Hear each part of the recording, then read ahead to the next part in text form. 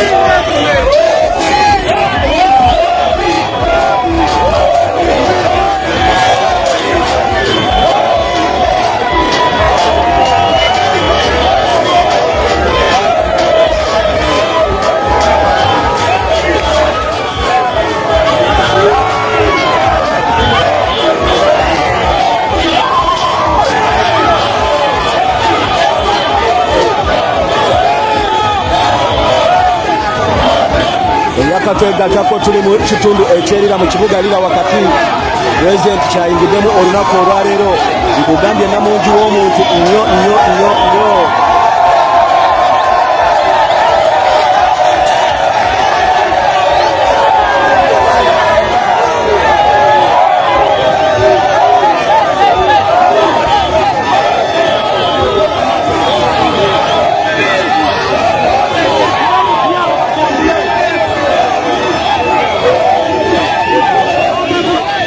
Pulezidenti ali mu kibuga ky'Erira ayanirizibwa abantu abayitirivu nnyo.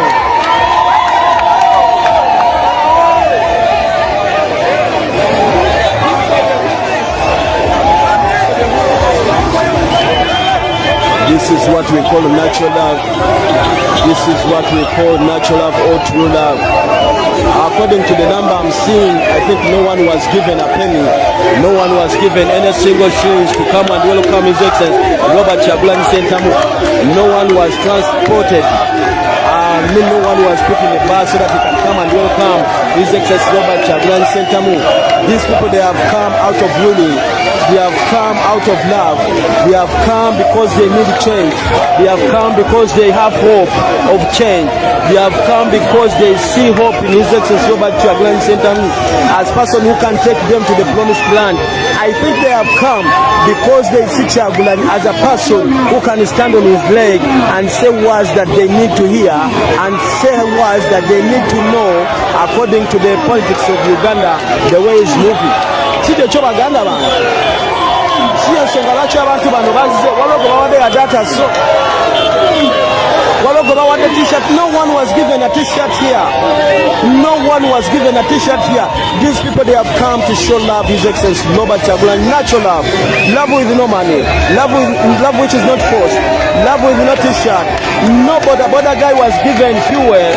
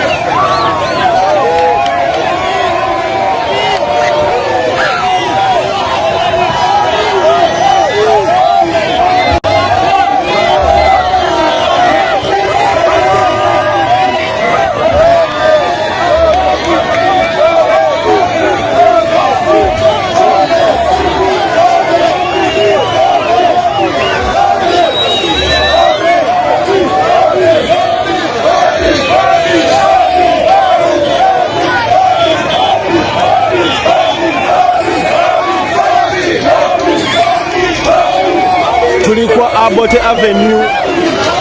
His Excellency Laba Ensasagge atuse Obote Avenue. Wewa wali mu kibuga Lira olunaku olwaleero okulaba nga ate ayogerako eri bannayuganda abawangalira mu kitundu kino okubagolirawo office mwe banaasobola office ya National Platform mwe banaasobola okuddukanyiza emirimu gyabwe bulungi gye banaasobola okuddukanyiza emirimu gy'ekibiina bulungi okugeza nga ebizibu bwe binaatuukiranga mu kitundu kino saako n'ensonga ndala nnyingi nnyo. Olunaku olw'enkya abantu b'Eluweero mwetegeke. Anytime from now tunabapenda abantu betu balira. Habari zenyu beru zenyu. President uko hapa mkuje.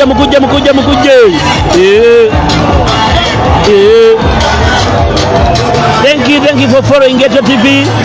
This is camera 2 giving you from front, and we have camera 1 behind near the president. Bagala kwebaza omukulembeze gwangu butagwa mu maanyi atambudde naffe okuva mu mwaka gwa 2017. His Excellency Laba Ensasagge Sentamu amanyi bamanyi nga Bobi Wine. Abaana b'ebusiya bamutuumye Wafula.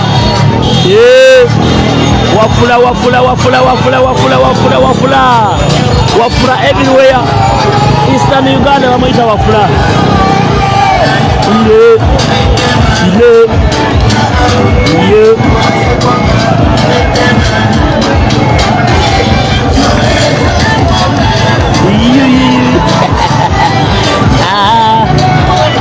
Yes. Wafula mekuja. Musinguzi uko hapo. Musinguzi amekuja. Obini uko hapo. Obini amekuja. Obini has just come in Soloti. From Soloti to Lira. Obini amekuja mkuje. Tucheze Ghetto TV camera 2.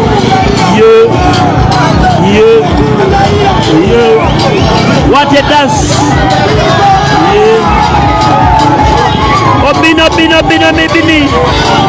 Obina anakuja. Yes, munjikirizo Swahili. Thank you so much. Teach me Swahili. Obina anakuja Obini uko hapa inilila. We kuja tucheze na Obini. Lila city, feel the vibe.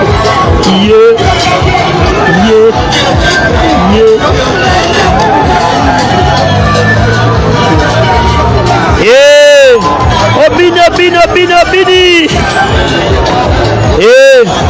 Wafula amekuja. Abana balira. Thank you so much for welcoming the President of the Republic of Uganda. None other than His Excellency Robert Kyagulanyi Ssentamu, who was duly voted on 14th January 2021. Since then, he has been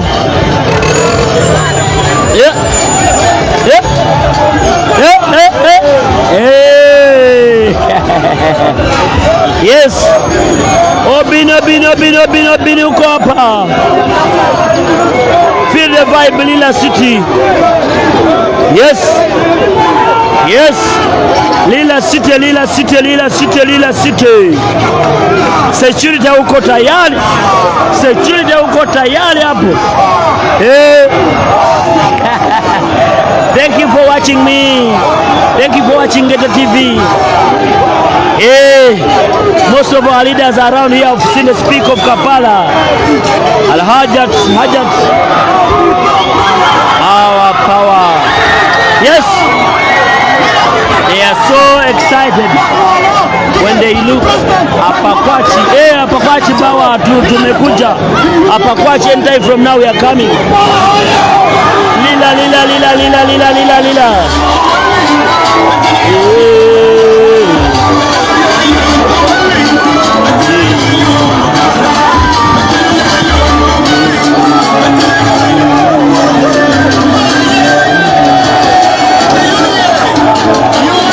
Yes.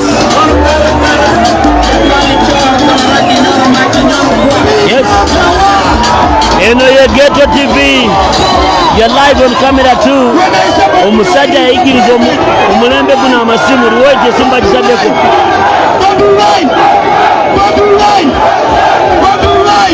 Yes. Lila. Lila.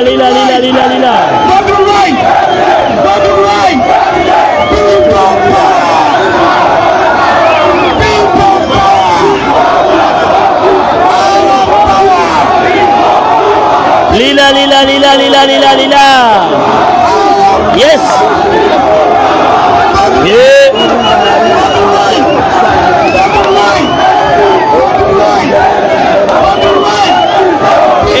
Lango vibe. Abana be Lango, we love you so much Lango people. How are you? Our power. I've seen Bukayo Saka there. Musa. Bukayo Saka was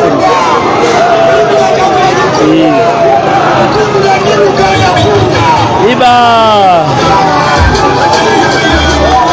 Yes. Lila City. Yes. Security uko tayari.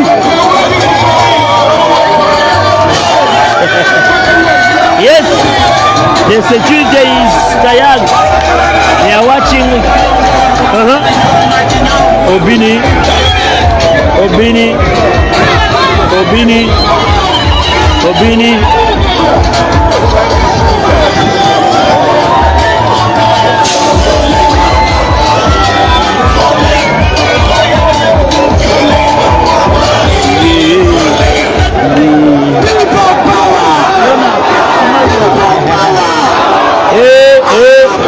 We are live. People power.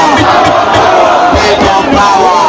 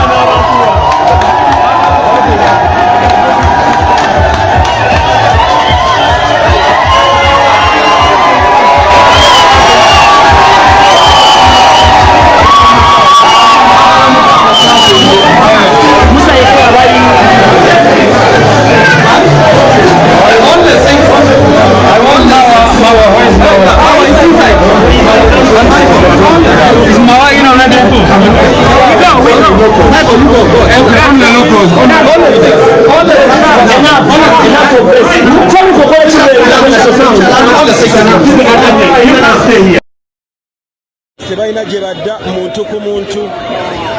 Abantu beerira mwebale nnyo. Thank you so much for welcoming His Excellency Robert Kyagulanyi Ssentamu. Lira people, we do appreciate you for the warm welcome of His Excellency Robert Kyagulanyi Ssentamu and the big support of this region. Mwebale nnyo, mwebalire ddala, temujja ngoko. Ebyaddala wano change eba erabibwako. Enkyukakyuka wano buli omu aba agirabako. Enkyukakyuka abantu b'Elango, abantu b'omu Lira bajagala nnyo. Lira eno oba Lango erina obwakabaka bwayo nayo ng'obwolaba obw'Ebusoga, obwa Buganda oba obw'ebitundu ebirala. N'abantu bano ab'Elango nabo bayina obwakabaka bwabwe. So tugenda kuba tukutuusaako embeera yonna yonna nga bw'eri.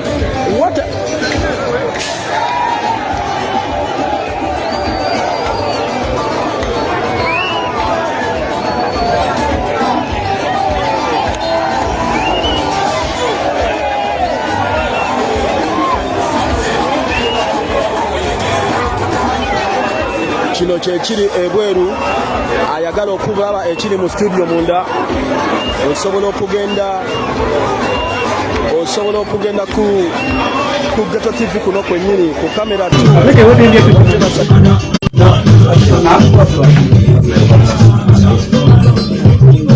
These are the ones our press team, so that should not scare you. No problem. Yes.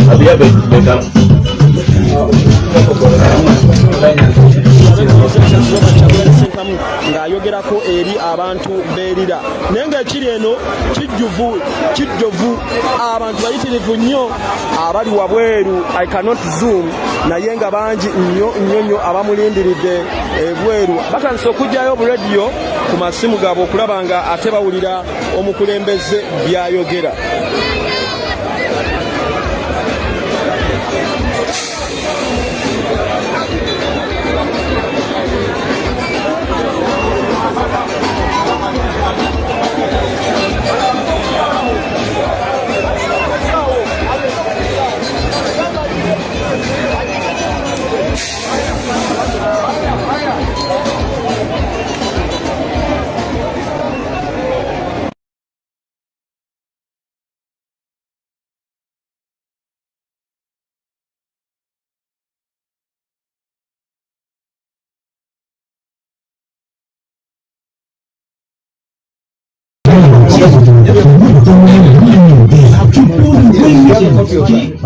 A couple of letters. The other one which I gave it to you. No, I don't.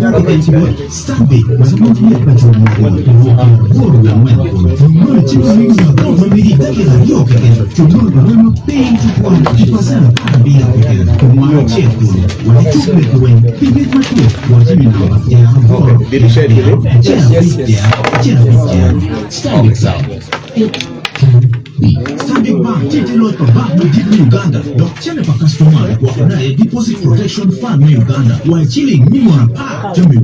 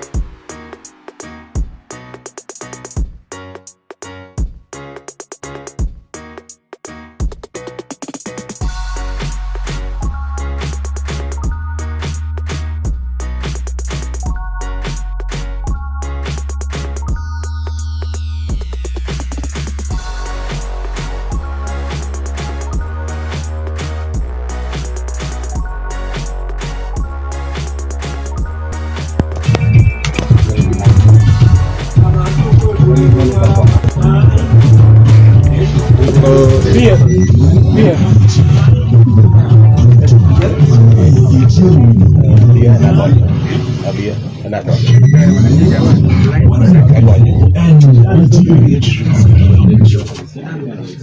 are tetutwalo in radio to your voice of Lango FM kera boru aboro tonere not kere mia chel itonere angwen itwa pinga papa me Lango kere Uganda loro kere wipoda loro kuna meti winywa online ni beo radio garden kere winywa ni be website me voice of Lango www.vol.co.ug me winywa utisheng meni na chini kitame huko bero kudukere utisheng meni na tin utidi unkate kere welo amemiro bed kere studio botu wa kanen utikere utela the party me the National Unity Platform no ame wano bino bero keki pi chawa ame roma chel chake chawa ni na chawa bio kere daki ha pira ngwen me utisheng meni na tin ania BF timugwal kitame akobi kara chekere nyangi mano party me National Unity Platform ukatoka kere ha me bebe kwa pinga papa me Uganda mem otoluaka kare kere yapo offices gia papa tameti kwa pinga papa me Uganda chaho gene kare kere district ya metie to Western Uganda ubelgini Kasese ubelgini Port Poto ubelgini Worumachani mutikini district of course mema yuge warni mutingini Mbale tinini utigini Botwa district melirakan so mito nyange botki ye hageni mekwa hako wikom mobilization ni bino perningo kiripire tek pingo belua kametie Lango kan. Good afternoon, you're most welcome to Voice of Lango FM this afternoon, listening to us from our frequencies 88.0 and 100.4. Like we earlier told you, this afternoon we are privileged to host the leadership of the National Unity Platform led by their president, Robert Chagodanyi Sentamo, who is also known as Bobi Wine. Honorable Robert Chagodanyi Sentamo, president of the National Unity Platform, former member of parliament of Chadondo East, you're most welcome to Voice of Lango FM this afternoon, sir. Thank you very much, Brother Boniface. Thank you for your take. Greetings, ladies and gentlemen, listening to us here in Lira and all over Lango. My name is Bobi Wine Chagulanyi Sentamo, and I'm very honored to be here today on Voice of Lango. I think it's the first time you're appearing on the biggest radio station in Lango and in northern Uganda. Well, not the first time. I've been here a couple of times as a musician, but since I was elected president of Uganda, it is the first time. You're most welcome. Thank you. Thank you very much. Honorable Bobi Wine is joined by other NUPA leaders in Lango. We have, I think, the regional coordinator for Lango, Michael Adonyo. Michael, you're most welcome this afternoon. Okay,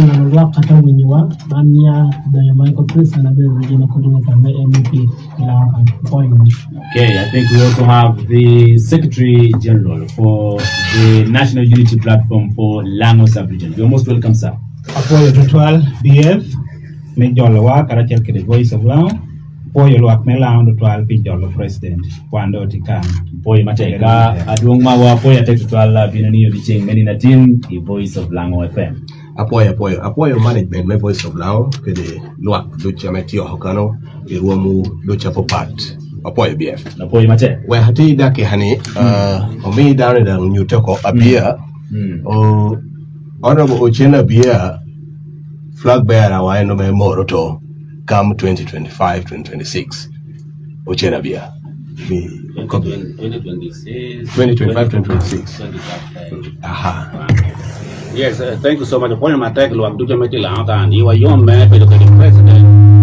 You are young man, the president, man, Ilankan, and yeah, Geoffrey Chenabia. Hopefully, I will have the flag for National Unity Platform for Moroto in 2026, because this fight is all about entrenching freedom, justice, and equality within the social, political, and economic areas. Thank you. First thing first, Honorable Robert Sentamo Chagodanyi, Bobi Wine, you have been in the mobilization tours, especially in Barara, in Port Poto, in Busia. Yesterday you are in Mbale, and today you are in Lira City. What has been the reception like in the areas you have visited? Thank you. For those that have been watching us on traditional media and online, they've been seeing we got very warm welcomes everywhere we went. It is humbling. We don't take it for granted. But again, it goes further to show that the people of Uganda are receiving our message of liberation, our message of change, our message of end to dictatorship. So it has been massive everywhere. I also want to thank in a very, very special way the people of Lira for this massive welcome. We don't take it for granted. Thank you for showing us that indeed what we are saying is not only representative of us alone, it is not only representative of young people, but also the old people. These problems we are facing are not only problems of Ankole, of the Bachiga, of Kasese, of Busia Ombale. They are problems of the nation, of the country. So it has been massive, and we thank God that we are here now. From the areas you have visited, Honorable Robert Chagulanyi Sentamu, we see a lot of peaceful processes, and it seems like your cooperation, the leadership of the party and yourself and the security has been very good, because I think all the areas you have visited, there has been no confrontation. Things are moving on well. Yeah, certainly there's not been any confrontation so far, and this also proves that if the police does not cause chaos, there is no chaos. If the police does not bring violence, there's no violence. We are peaceful people. We have always advocated for non-violence and for peacefulness. And I'm glad that the police and the military have not yet broken the law, because everything that we are doing is within the law. But I must also remind us that the police is not beating or killing people or tear gassing us, not because they don't want, but because since 2020, in November 2020, Museveni, using the police and military, killed people, they massacred people, and we took Museveni to the International Criminal Court, Museveni and his son. And he knows that if he kills more people, if he causes more chaos, he's giving us more evidence. But so maybe at that time, that's why they were also accusing the people of course, inciting the police, and such kind of things happen. But that's well. Maybe the second thing I want to find out from yourself is you're coming to Lira today to open your offices, I think, for the first time after the general elections of 2021. Yes. What does the party intend to achieve after this mobilization drive in Lango and in other parts of the country? Thank you. Maybe, Bonnie, if you will allow me to give a little background. Because initially I was not a politician, like many of us here. But I want the young people of Lango to know, because in December 1980, when none of us here was born, there was an election. That election was between Dr. Milton Obote, Dr. Paul Kawanga Semogerere, and some other small candidates, including Museveni. Museveni was the Katumba Oye of 1980. Now, after the election, Museveni claimed that he was cheated. He did not even get 1% of the vote, but he started a war. And when he started that war, he Museveni, Kainda Utafire, and other rebels, they put on the army uniform of the soldiers of Dr. Milton Obote. They went and killed our people. And they lied to our parents that it is Dr. Obote's people that had killed our people. They lied and convinced our parents. We joined him, and there was a war. In that war, more than 500,000 people died. Museveni came to power claiming that he's going to bring back democracy, stop rigging elections, stop corruptions, stop abductions of people and everything. Now, almost 40 years later, he has destroyed everything across the country. But in particular, here, you remember that we had Lira spinning mills. We had, a better infrastructure here. We had a better education system. We had better healthcare. Everything has been destroyed. He went ahead to massacre people all over the country, but in particular here in northern Uganda. So 40 years later, I think that in all honestly, I think it's about time to apologize to Dr. Milton Obote. I think it's about time for people to know the truth. And I'm going to Luwero tomorrow, and I'm going to tell those fellow Bagandas of mine there that it is time for us to kick out this man that we brought. He lied to us. Dr. Obote warned us that this man is not even a Ugandan. Our parents did not listen. But there is no evidence to that, Honorable Robert Chagulanyi. Well, we challenged General Museveni to prove that he's a Ugandan. He could not prove that. But that on the side, look, listen to me. The things that he's doing to the people of Uganda proves that he has no love whatsoever for this country. Look at the things that Idi Amin did for Uganda. Look at the things that Dr. Obote did for Uganda. And what has Museveni done? Destroy all of them. So now what we want as a generation, we want to remove the dictator because he has succeeded in dividing us along tribal lines. He has divided us along religious lines. He has divided us along class lines. But he has also been preaching, of course, about unity for all Ugandans. But this is a man that preaches water and drinks wine. Look at the military. Look at the tribes that are there. Look at all government institutions. Look at the tribes that are there. Look at the poverty levels. Go in security, go in police. Look at the people that they are promoting. How many people have been promoted here in the military? Look at the deployments. Our generation is a generation to tell each other the truth. It is enough of falling. You're opening the regional office for Lango today. I wonder if you have plans to have offices of the National Unity Platform also across the districts in Lango, but also maybe countrywide. Yes. We intend to have offices of the National Unity Platform countrywide. But I must emphasize that we are more than just a political party. In fact, we started the National Unity Platform political party only 2 months to the election. We are originally the People Power Movement. Now, the People Power Movement is a combination of all people, no matter what political party, no matter whether or not they belong to any political party. We want change.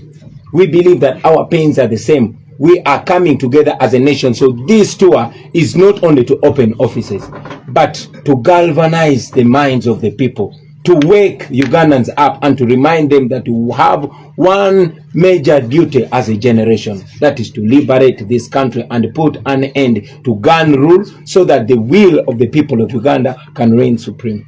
Honorable Robert Chagulanyi, you have massive support Yes. in the urban areas. Like, for example, you were massively welcomed by the people of Lira today Yes. in the city. Yes. And some of your critics actually say that if you go to some areas, like, for example, in Otuke, Yes. in the rural areas, Yes. you may not get such kind of huge welcome, like you've been welcomed in Lira or like yesterday in Mbale. What is the party going to do, and you in specifically, to ensure that you have a lot of grounding as well in the rural areas, and you have structures, robust structures for the National Unity Platform in the rural areas? Wait until we get there and you will ask me that question again. You see, now it has been the narrative of the regime. Oh, those people don't have structures. Oh, those people don't reach rural areas. But they have been stopping us. The last time we tried to move around the country, they arrested our people, humiliated and beat them up. It is until we took Museveni to the ICC. It is until we put our feet down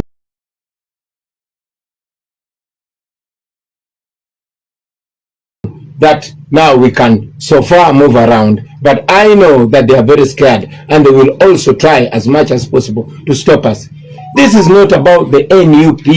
It is not about Bobi Wine. It is about people power. It is about the people of Uganda wanting to change. So they welcome me, not because I'm very handsome, not because I'm very educated. No, they welcome me and my team because we carry a message of freedom to them.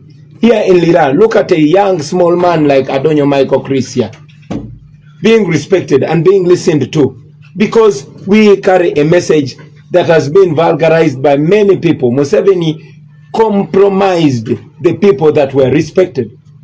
He compromised elders.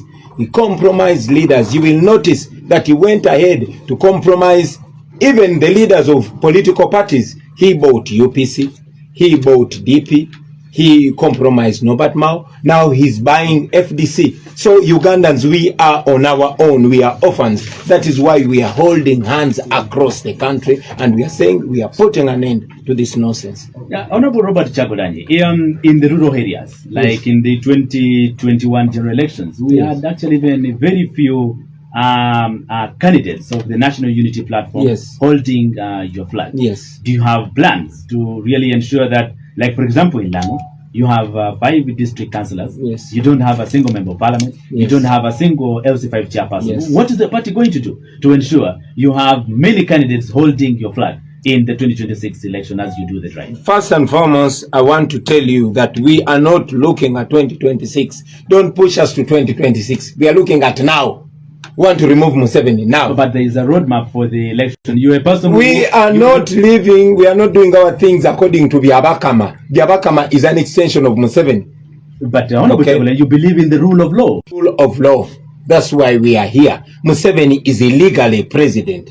Okay, but what the Abakama does is illegal.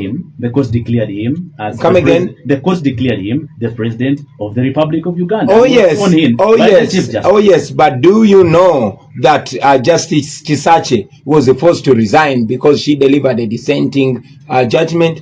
Are you aware that Justice Owinyidoro, even when he had our petition on his table, he went ahead to publicly associate with Museveni and publicly make one-sided political statements? Do you know that? Do you know that according to the law, the military is not supposed to be partial? But do you know that General Museveni's son is moving around illegally in military uniform campaigning? Do you know that the police is supposed to be keeping law and order and supposed to be impartial? But do you know that the police is an extension of the NRM? So please don't talk about the rule of law. Here we are talking about liberation, because these are rebels. Museveni is a rebel. He is still a rebel. He came, killed our people, took over our country illegally. Honorable Robert Chagulanyi, just for the record, we understand that he was elected in 20.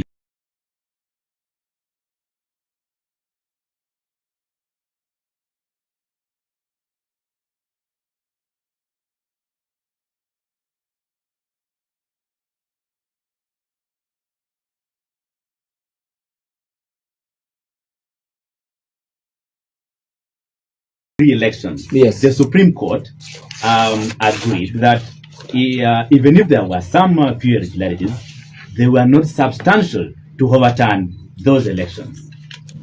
Well, you can argue it like that, but I will tell you that as a law student and as a lawyer myself, we have a belief that in the face of arms, the law is silent. So now you understand that the judiciary has been twisted and put in the pocket of General Museveni, like all other institutions. When we speak to them silently, they will tell you the truth that, my brother, we see what, okay? For example, right now, we are doing exactly what we were doing, in 2021. But they shot at us, massacred our people then, So, there's double standards here. The law only works on some people and doesn't work on others. That's why we're telling you that all we need here in Uganda is a complete overhaul of all those institutions. Honorable Robert Chagulanyi, let's look at the unity in the opposition where you belong to. The Uganda People's Congress is conducting mobilization tours just like you're doing. The FDC are conducting their internal party elections. Are there plans from the National Unity Platform to cooperate with those other political parties to ensure that you strengthen your unity for the upcoming elections? Just like you hear, unity. In our party, unity is the middle word. We are National Unity Platform. We believe in unity. And even before we started our party, People Power believed in unity. We made every effort to work together with the FDC, with the DP, with other political parties. But it's clear that since these political parties were overtaken by General Museveni, they work according to his tunes. That is why Norbert Mao made it impossible for us to work with the Democratic Party. I mean, we try to work with the FDC, why we work very closely with the likes of Dr. Kiza Besigye from the FDC, the likes of Honorable Gilbert Olanya from the FDC. We have been getting a cold shoulder from the leadership of the FDC. Little did we know that they probably had a collaboration with the regime. It is only coming out now. So now we resolved that we are going to have that unity within the people of Uganda. Our hope is not in the politicians. No, our hope is in the people of Uganda. The biggest bottlenecks to many of the political parties has actually been about poor structures at the grassroots. I mean, having leadership and membership of the party registered with the party from a village level to a parish level to a sub-county. Please don't reduce this matter to party. I just want to find out if the National Unity Platform that you lead has plans to ensure that, even at the grassroots, you have somebody who is a contact person for the party.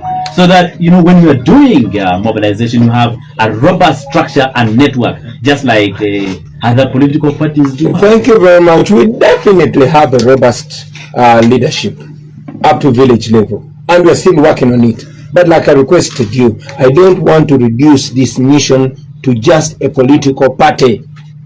Let us not reduce this matter to only NUP. This is a matter of the people of Uganda, and I'd rather sound like a leader of the People Power Movement. Why? Because even those that are not in the leadership or in the structures of the National Unity Platform, very big role to make sure we remove the dictator and we free up our country. So I don't want to sound like we have a robust democracy here, because if I was to be honest with you, there's no practical political party in Uganda that is functioning like a political party.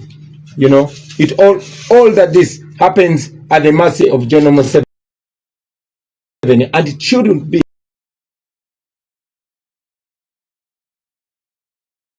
like that.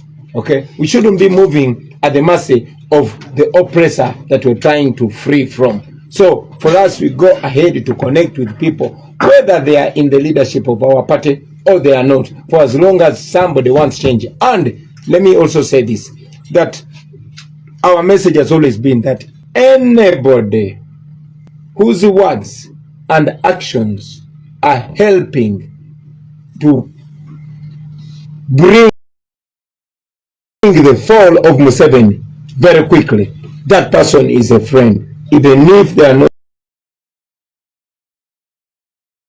in our party, even if they are in another party, including NRM. But anybody that is working for the fall of dictator Museveni is our comrade, and we want to work with them. And anybody that is working to help the dictator oppress us more, even if they are in the leadership of the National Unity Platform, they are not our friend. So now you know that our mission is not only about building our party. Our mission is to remove the dictator.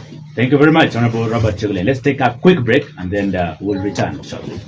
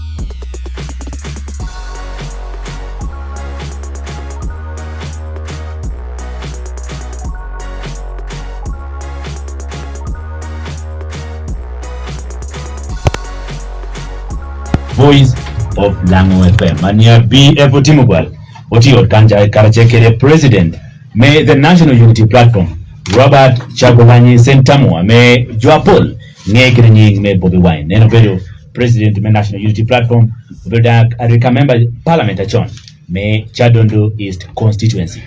Obirunyamo tamma tetu tuwale koma yihere ame gino tiutim pole woki wotulwa anda kire pole woki yihagi ame tia timere ilango kan dinatili donc bilbil kire kero me winyo ibota arana duon pi party me National Unity Platform bilango Honorable Daniel Okelo dan ubera kanchira me chumpelwa me Oyam Town Council District Council me Oyam me gonyo lemu na me adungo bere chano wake but joke na menyo pobiru kerekero meniang mo me aduong Robert Chagulanyi Sentamu ko adung Daniel ajulate apoyo tutual BF apoyo pi jolawa isidio me voice of Lango tinini ame tinini president ame luak me Uganda yera kala chel kede queer mwa tutumia rio ke pia rio we achiel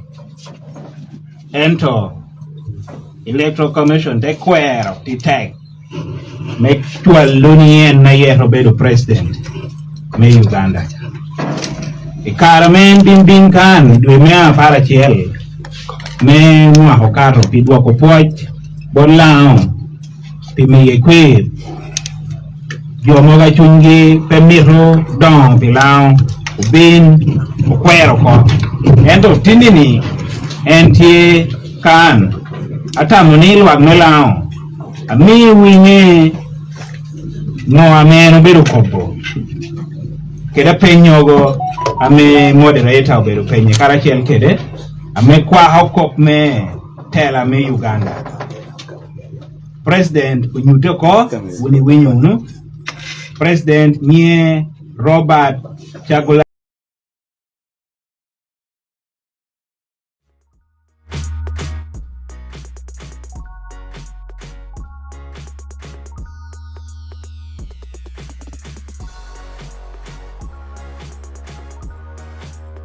Tamonil wag melao duchu weko gina me woko tiju gini pibine nyuto mara atela pilwak mara mera nen kitameno kobani jotini jole kara chelkede ilao kan uduoko poj boru ate hata lao duchu ameti yako kan president ukobani kirame Museveni tiyu kara chelkede kare en tiyu kara chelkede bora bien endong lo Uganda achalo ture dan kede jo ture kede jo mogo ameno binu woro kara chelkede gilum president ukobani otuni chawa ber ame unumiero Museveni kwa kija bolao bien imwa piera boro Museveni binu chung da kuirero nunu nok bala mega katumba Museveni binu chung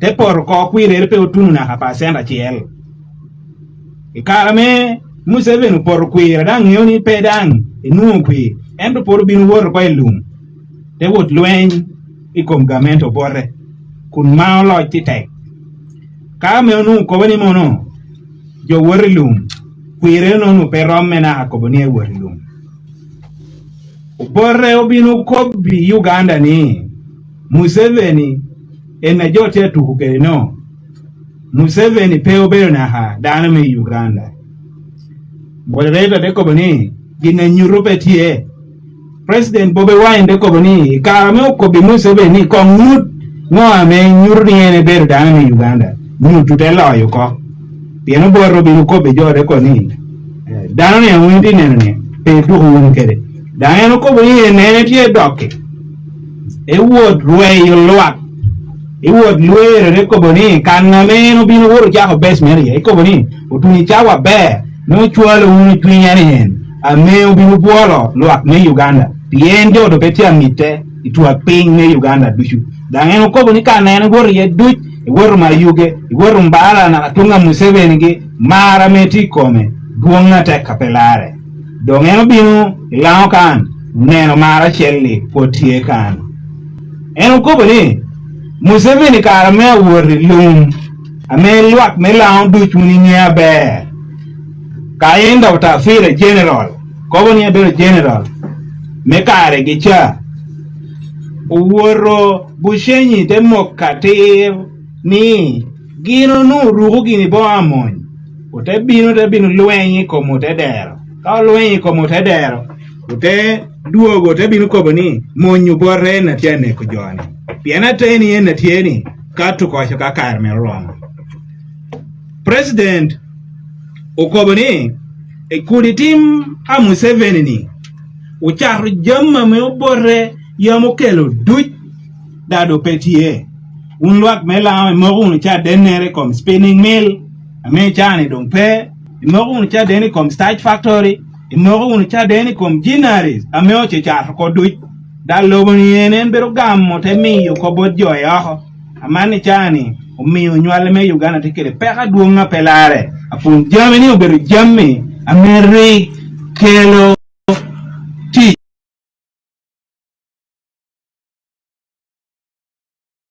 potu nywale me lao kan unu yammi o chup me jammi bedo aber yi lao kan ento Museveni baro jamini enduchu dado konyer petie en ko bani Museveni tichere pieno bedo kaya bolmenne danti record ni eno ne hojo aworu macha mwa tutumia rio ipiera rio nono idwe me apara chel Kampala kucha wuni bedo no winyo nego jo Paul na hanek me arua wuni bini winyo no kitame ochielo ka achel kede driver president man no bedo nek kametie ya kina nek kamen nek kametimere ente wumero kwa iye ukobani Museveni enatieni entichere uberu me poko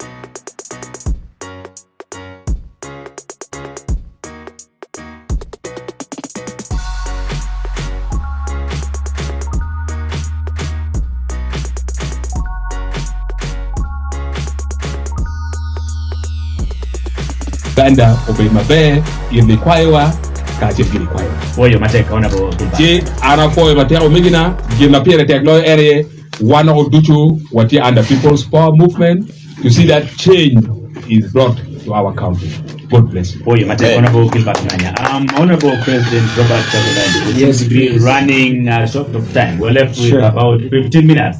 Sure. But my last question, before I can pick some 5 phone calls, and then you can respond to some of them. You have named this mobilization tour, Wake Up Uganda. Yes. What does that even mean to an ordinary person in Okere City in Otuke district, Yes. listening to you right now? Wake Up Uganda means real waking up. We have been sent to sleep. We have been silenced. We have been intimidated. But our mission is to awaken the people of Uganda to know what they are missing. We had an election 2.5 years ago, which General Museveni rigged on gunpoint. And we want to show the people of Uganda what they have missed. For example, and not only the citizens, but also, not only the civilians, but also the men and women in uniform. Police officers and military officers have missed on a salary increment because these people do a lot of work and they deserve better payment. Land grabbing has continued. You are aware of what is happening in Otoke. You are aware of what is happening in Apa. Land grabbing has continued by Museveni's people. He brings people from as far as out of the country and sells them land that is not his own, and he evicts people. Since the elections in 2021, after Museveni rigged the elections, he has continued to oppress our people. We've chased away our people from Lake Choga, in Amolata. People can no longer use that God-given natural resource. It's the military that has taken over the lake, and Museveni is mortgaging it to the Chinese. The common people here, Museveni brought his people to pretend that he's helping people to extend border loans. But a border that ordinarily costs 4.9 in cash, for somebody, for a local border rider, at the end of his completion of the loan, he or she has paid close to 11 million shillings. We have to change that. Massacres have happened in very many places, including Baloni. Victims are there, yearning for rehabilitation. There should be affirmative action there. They should be rehabilitated. Unfortunately, it has been Museveni's deliberate effort to make sure that he dehumanizes those people so that they lose confidence in self. Education itself. We have a university here, but there are unfair processes when they are giving scholarships. I am informed that the locals here don't even get the scholarships in their own universities, by the way, I am informed that we have been switched off air, like it happened in Barara, like it happens in many other places. Just confirmed it's on. Oh, it's back on. Yeah, it's important for us to always communicate about that. So that and many more things have been happening. We are here to remind the people that we must remove General Museveni, because when we remove the dictatorship, then we can go ahead to restore things that used to bring employment here, like the Lira spinning mills. It has to be refurbished. We have to revamp our healthcare system, our education system, our infrastructure system, etc. So all that we want to do, but we can only do that if the people join us and we all do and make sure that we push General Museveni out of power. Thank you very much, Honorable Robert Chagulanyi. I want to receive some 5 calls so that you can respond to some of their questions. Jia Penyogo, Timito Penyuke President, National Unity Platform, Honorable Robert Chagulanyi, Namachimu Chitolo Not Abira Bishop, Abora Not, Abora Deck, Airtel, Tin Not, Abira Bishop, Abora Not, Aboro Deck. Hello?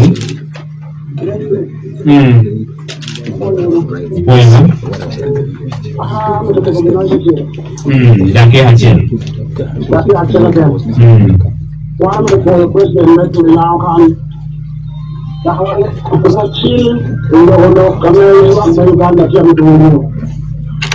One quiet is so 14.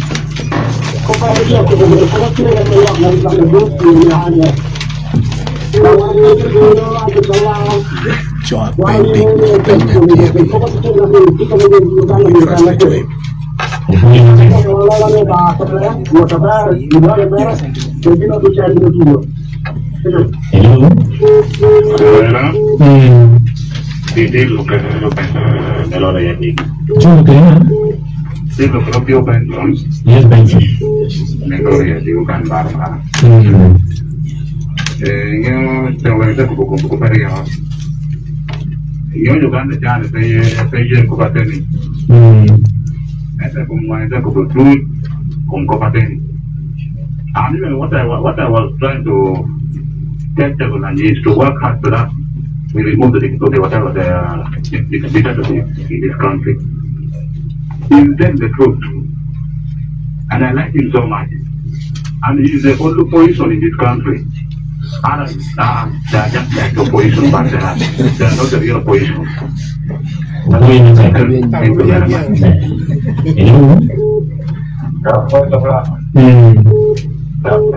Good afternoon, sir. Yeah, you're speaking to Isaac. Yes, Isaac. One thing that I wanted the president to embark on, like when after the election, because one thing that I'm sure of is that he's going to make it. I would tell him that I he can see the roads that we have in northern Uganda. It's very painful if you compare it with the roads that we have in western Uganda, like those places like Mbara. Those places like the Massagai, you see those roads and you compare with the other roads, you find that northern Uganda is lagging so much behind. The president, I would wish if he could, he should help us in that line. And also, one that I would like to advise on is that when we are fighting against something, we need to focus on the root cause and not directly on that thing. If we fight with the road, if we fight to dig up the road, that is when we shall get it away out away from us.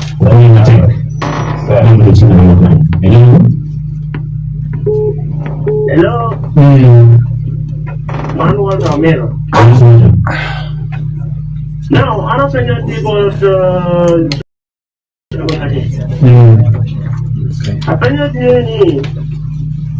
anything new here, I know this president.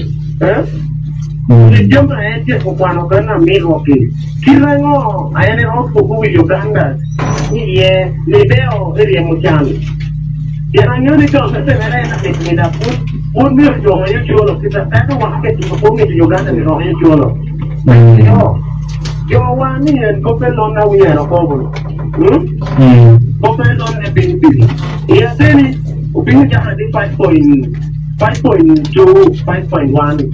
Everybody follow big. It's all big 9 million about again. People know I don't look at the way you feel any year. With your many of your lonely and people know I nothing of it. May I kick it? Oh, me, okay, you feel by now can. So let it go. For you are a good, very strict man, your spirit on your game corridor. Better you job, I'm not a new tickle. Your Maria, there of my abolition job. I'm a poor job and get a cook on a your my abolition corridor. So and then kill a man on your cooking corridor, make a major Java job. Only to year, you don't come. You're looking corridor, yeah. There, you Java job. I think you took a go and I that you can go to your friend the job on there. Okay, we know no kill. You're not going to find out on your Aberuya. For that look at the job, man, no many you have, you know, you take good care and or police on a fair good day. You know what a fair good day. Hello? So, could you go to my country? Yes, Maxim. Yeah, you know, I will come to you. Oh, the manager quite very keen. So caravan now, you can check with your and walk and more at the now let the walk of Madala. Uncle talked about the movie to see the family was a lot. Nothing was coming to the customer who was a lot, the team only the Ganala. Thank you, General Pokara. You will be doing the Uganda. Kati abachora mo biro ni by Karami to the deal, but you have to see yourself before the deal is over. Take that, I have to be no money. On our tour call you to do with your Kokaja to jam and then you know, if you have to have a and to be up for being any other down. You want to get on the job, I got to one, so be my swap. Okay, you don't know what about for that kind of talk. No, quite you ain't got to work a canoe. You want to tell you not to learn too much about you want to do you want to knock your police. Mary, one not to go to work away. I'm not going to keep running you. No time again. You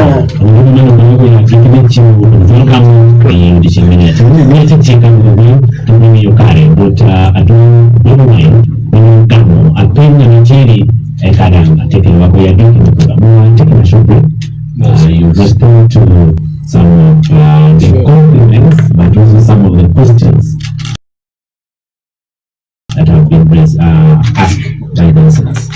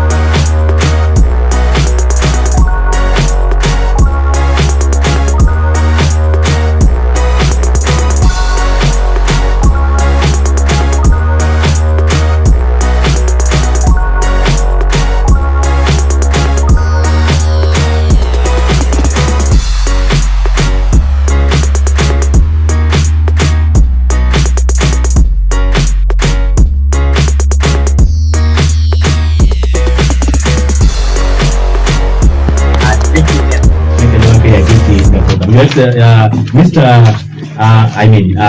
Robert Chagulanyi. To hand the show. Yes, maybe you could respond to some of the questions that have been raised, but also you give your concluding remarks. Yes, please. Thank you very much. I will be very, very brief. Yes. Somebody asked why we talk about Museveni all the time. But I mean, some of us are Christians or Muslims or whatever. We go to church every Sunday. We don't work for the devil. But why do we talk about Satan every Sunday? And I like one of the callers said that we should deal with the root cause. And the root cause is Museveni dictatorship. If there's no Museveni, maybe I would not be in politics. Somebody asked about the road network in northern Uganda, why it's so poor. It is true. Only 6% of the roads in northern Uganda are paved. And that is deliberate, because Museveni does not want to empower the people of northern Uganda. If we have better road network, if we have infrastructure, if we have power in northern Uganda, if we have electricity in northern Uganda, the businesses will mushroom, development will come, and the people of northern Uganda will no longer kneel down for Museveni to give them handouts. So he keeps them poor so that he can have them as beggars. We were asked what we will do when we finally take power. I would go far deep in our manifesto, but there's so much that we want to deal with. Revamp healthcare, revamp education, stop the poverty, free up the people, give them back their leg. We cannot reinvent the wheel. These things were done by our forefathers, you know. I did not start the Lira milling, spinning mill, but they closed it. We have to reopen them. We have to make sure that what used to work with our people, for our people, can work again and again and again. They asked me to talk about the loans of the motorcycles. We don't want to talk about them just. We want to change them. Today, they're using you as a business. Those loans are meant to enslave people so that you spend almost half your time paying for a loan of a border, which they can even take away from you by the police. Somebody raised an issue of street kids disturbing people and stealing from people. That is terrible. But please know that some of these people are planted by the regime to paint a bad image of us. They want to call us bayai, they want to call us thieves. Exactly. And I've instructed those that we're moving with, and I've also warned those criminals that should we get any criminal trying to steal from people, we shall deal with them ourselves. Why? Because we are on a national mission and we cannot let anybody vulgarize this mission. We are trying to free more than 45 million people, so we cannot allow them to, to vulgarize. Robert Chagulanyi, Finally, very, very finally, we were told that the people of Uganda supported Museveni when he was coming. Well, I was only 4 years when Museveni came. It's our duty, all of us, to remove the dictatorship. Very finally, I want to salute the comrades that I've been here with in studio. We had leaders like Adonio Michael Chris, like Ayingira Daniel, like Honorable Okelo Daniel, who is a councillor and who is our MP flag bearer. Comrades like Mao Moses, comrades like Ojok Isaac, who is our spokesperson here, and also a councillor. I salute them very much. Now we are going to open our office, and we want to welcome all of you to open our office, and maybe that's when I'll get an opportunity to speak with you. And thank you very much for listening to me. For your Matek, for your Tukwar. Thank you very much. Thank you so much. Honorable Robert Chagulanyi, for coming to Voice of Mangwe FM. It's our pleasure for hosting you. So thank you. Next time when you come again, you'll be, we wish you a very peaceful process as you go to open your offices at Junior Quarters, Lira City West. Thank you. Thank you. For your Honorable Robert Chagulanyi Sentamo, President, National Unity Platform, Kibirukedwa, Chain, kwa ile mano, kutumirupeta tie, yeha, member tie, member Yambo offices, National Unity Platform, Kibirukedwa, yeha ni Canada, ame, tie, member dates, inora me baro kuchi, tebe na beti, yeha ni kuchu,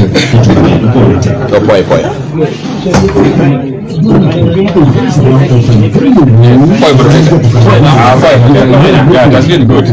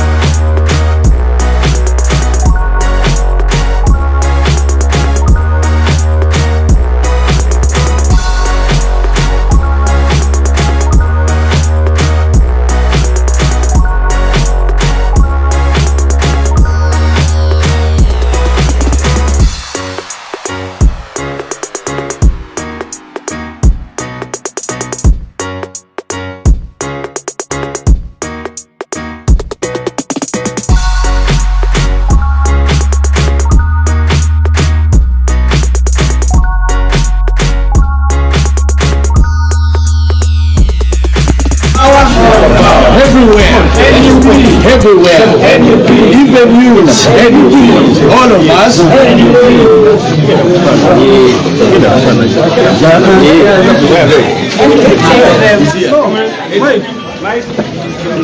Mike.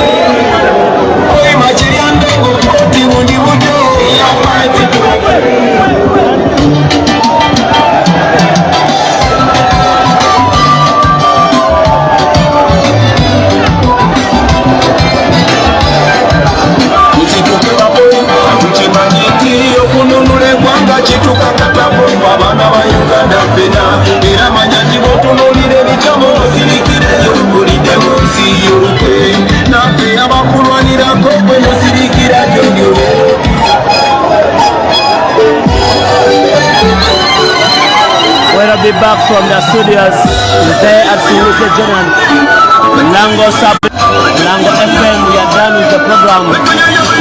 Now heading to open the MEP offices here in Lango Sub-Region.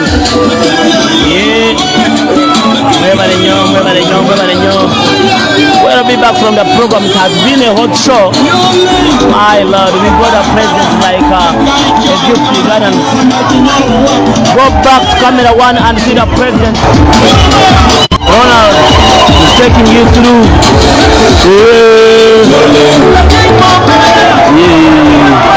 People in Lira, they were welcoming the president.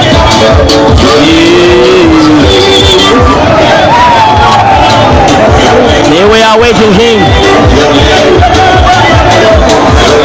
The President of the Republic of Uganda.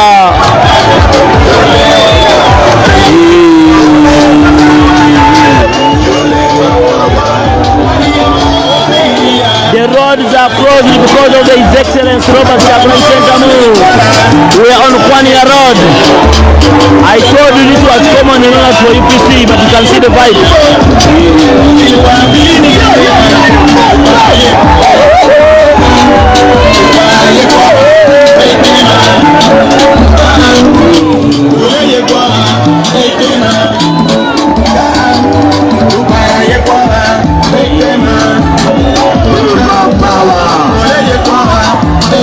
Get your TV equally live and clear.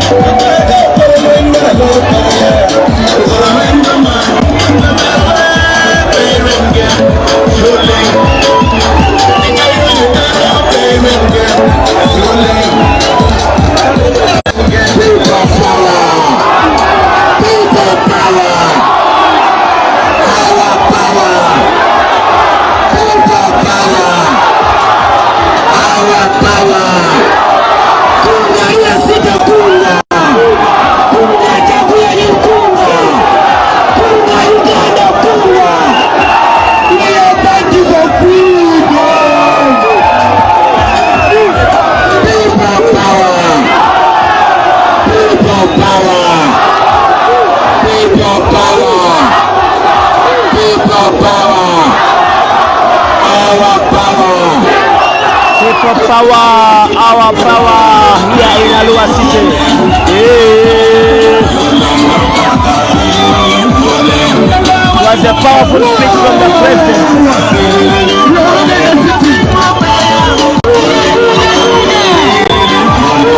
Ayagala okulaba president genda ku kamera wanga.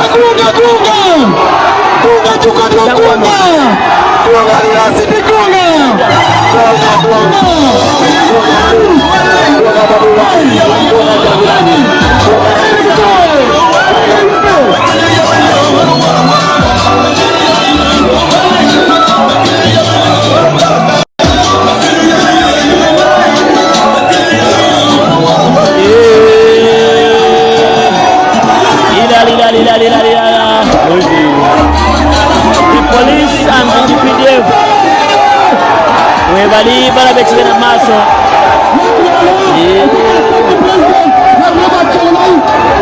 The leader of the nation.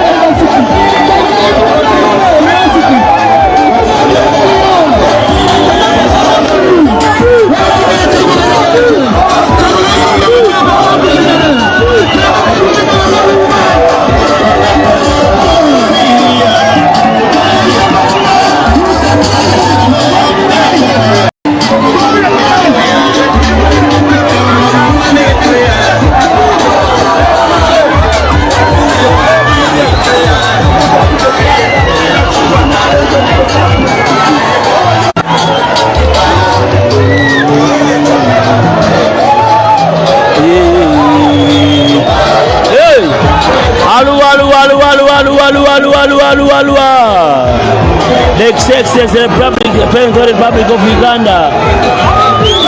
Sawa ya Juma abasiramu bagivuddemu. Bobi.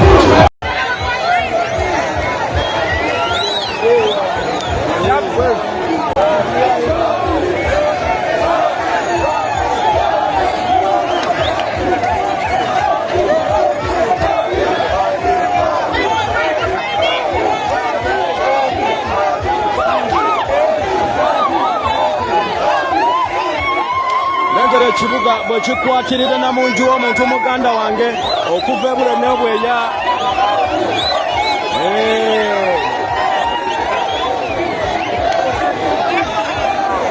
Nengera ekiri emabega.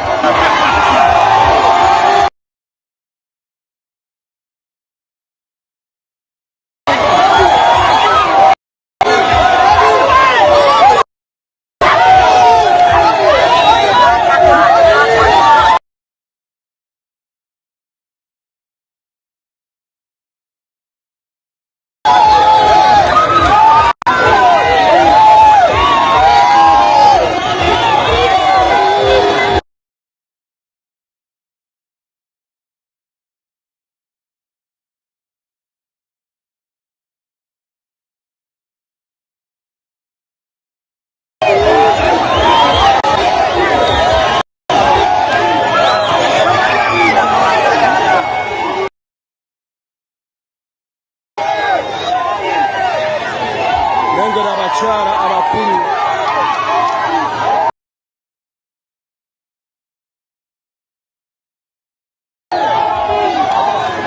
Abantu bonna bayayaana kulaba ku Bobi Wine.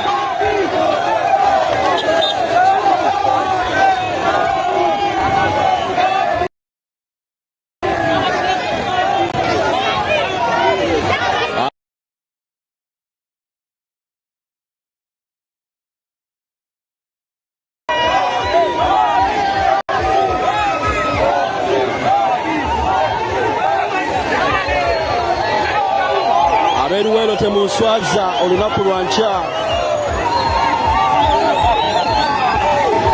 Aberuwero olunaku lwa nkya abaana ba Lira bwe batwe bakoze.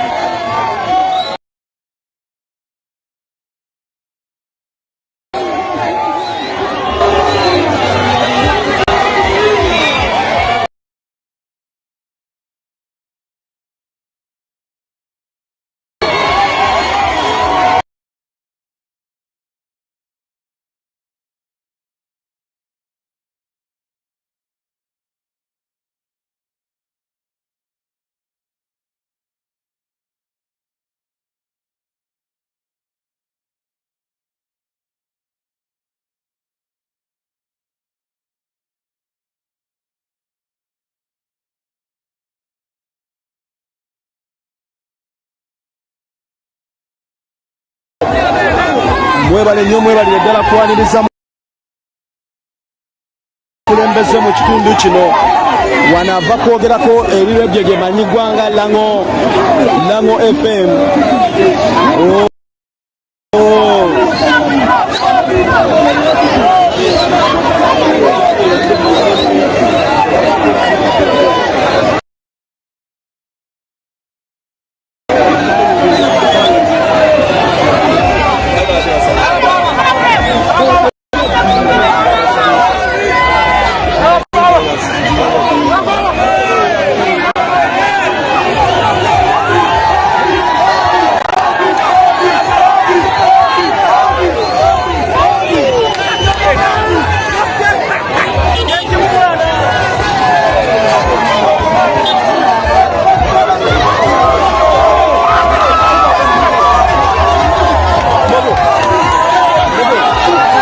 Muganda wange ekiri maaso kika.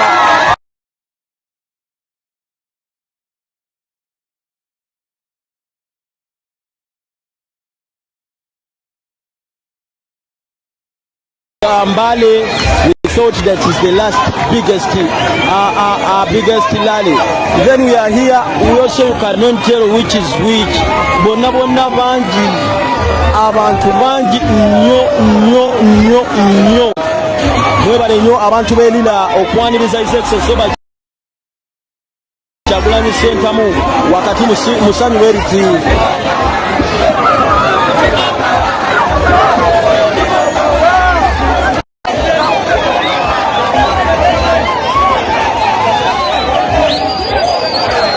Katulaba ababaka b'eruwero Hassan Kirumira w'eruwero katika Musauzi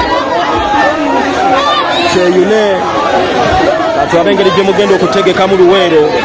We don't need disappointment.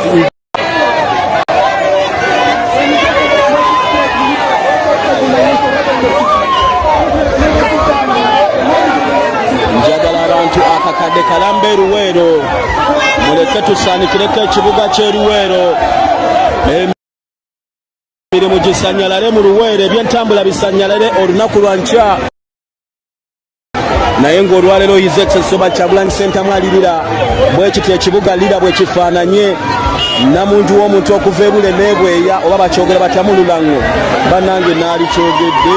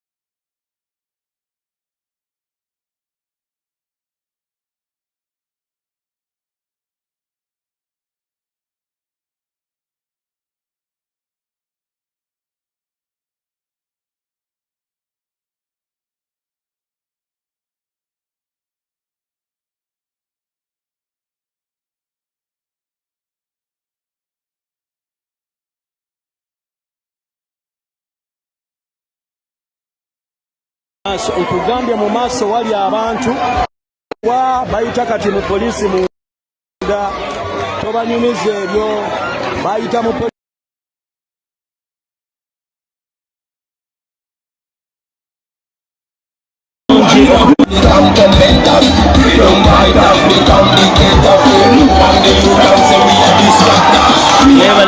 mwebale nnyo abaagala okulanga naffe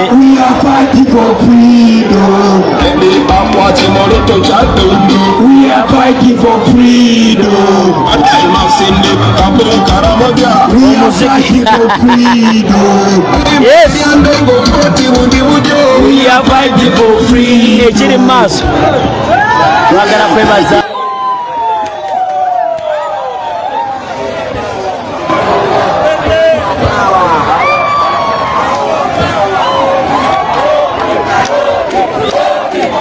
abantu b'Elango sub-region, abantu ba Lira City n'ebitundu ebyetooloddewo mwe balekwaniriza His Excellency Robert Kyagulanyi Ssentamu.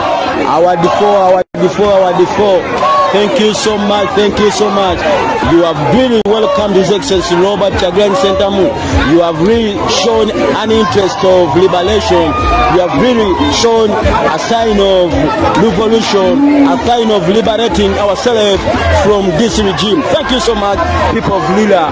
Thank you so much, people of Lango sub-region. Really, it is so massive. It is so massive. We cannot tell whether Mbale or Lira, but you are so most welcome in each and every one.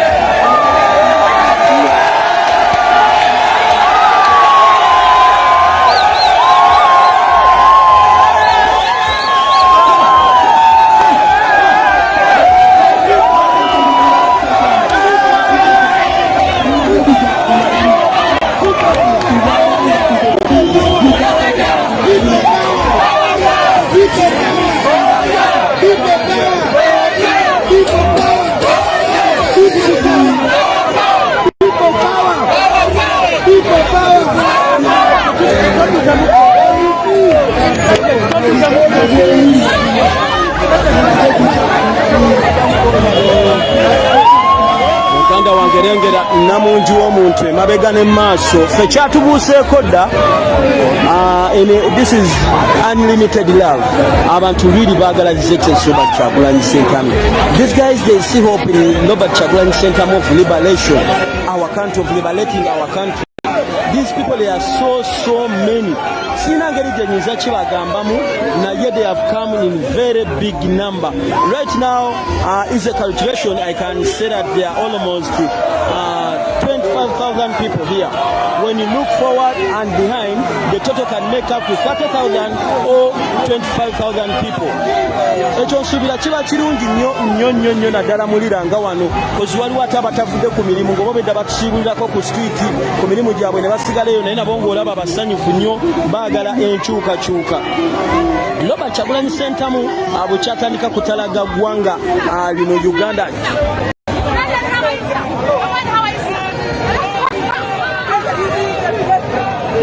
Omukazi agambye pulezidenti awa yusa pulezidenti n'amuddamu ni laba bwafe essanyu bannange, laba bwafe essanyu jasi kumuddamu muzi nti amufayiri. N'ebinyonyi mu bbanga nabyo muganda wange, n'ebinyonyi mu bbanga nabyo biyisa ebivulu, nabyo biringa ebyetabye mu ma celebrations gano. So I think we tuli wano mu Lira City, Lira City.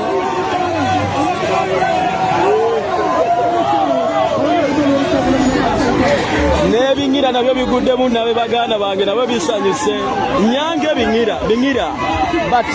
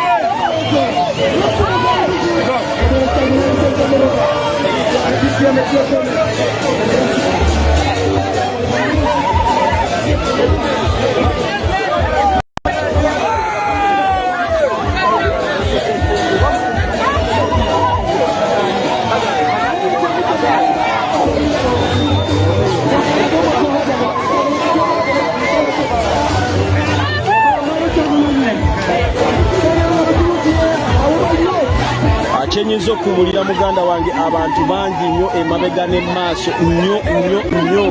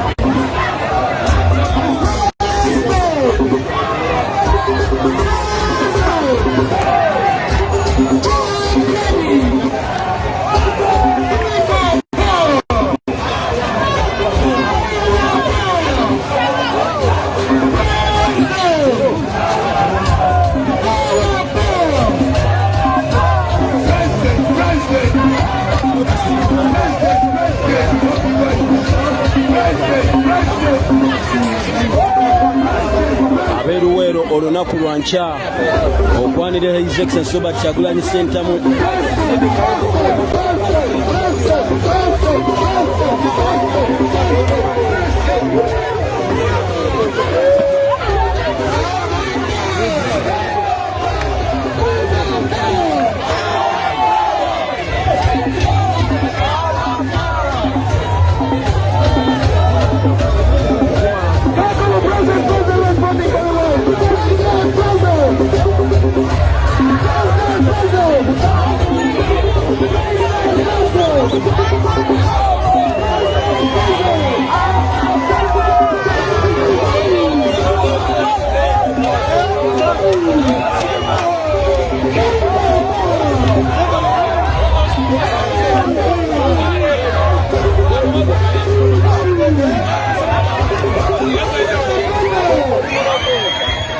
muganda wange njagala okutegeeza nti embeera yonna nga bweri mu Lira City Lango Sub-Region abantu baaniriza nnyo His Excellency Robert Kyagulanyi Ssentamu mu bungi.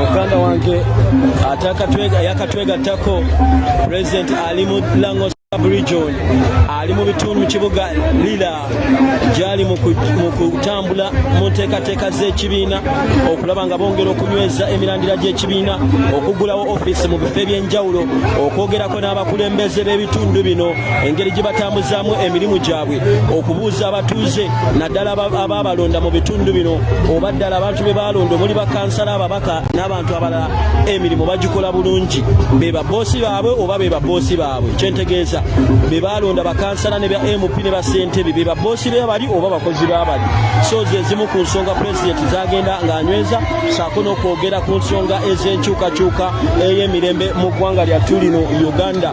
Olunaku olwaleero aliyingidde olunaku olw'omunaana bukya atandika kutalaga ggwanga oba tuyinza ogamba kati ziweze sabbiiti 2 bweddu bukya atandika kutalaga ggwanga Uganda nga agenda mu nteekateeka zino ez'okulaba nga enteekateeka zonna zigenda mu maaso. Okugambye olunaku olwaleero mazaalibwa ga mami Babi Yitungo Kyagulanyi yonna joli a happy birthday to you mama, a very happy birthday to you mama. Tusaba Mukama ayongere okuwangaza okuwa obulamu obulungi okuba omuvumu okulaba nga enteekateeka z'eggwanga lino ogenda maaso okulabirira taata waffe ate abeere mugumu ayongere okulwana. N'olw'ensonga eyo tweyongereyo baganda baffe tugenda kuba tubaweereza buli kimu ekigenda mu maaso.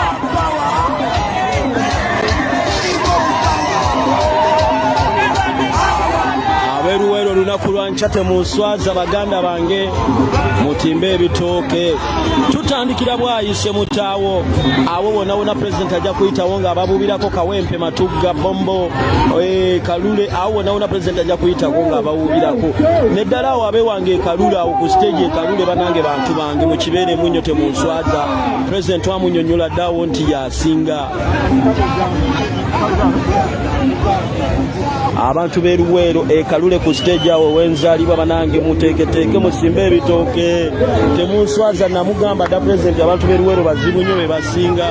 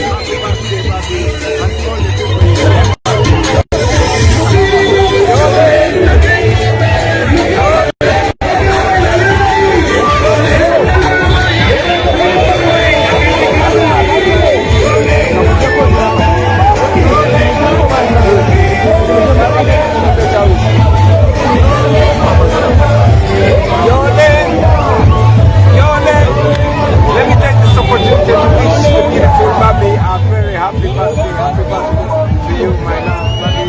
Apoyo Tukwar, thank you very much for everything that you've been. Amar Tukwar, I love you so much. Happy birthday to you, beautiful Babi, and all the people that you share birthday with. Happy birthday to you, Ayingira Lira. Nalo. Yole.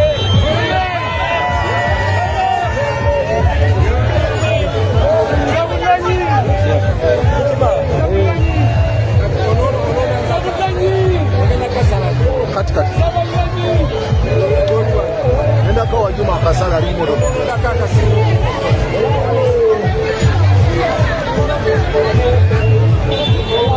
Yes, obubaka president bwawadde Bobi mubulidde obw'amazaalibwa. Simanyi oba eddoboozi libadde kiriya naye nga obubaka bwo abumuwadde obw'amazaalibwa abumuweeredde no mu lulimi olulango n'amala n'abumuwa ne mu Luzungu.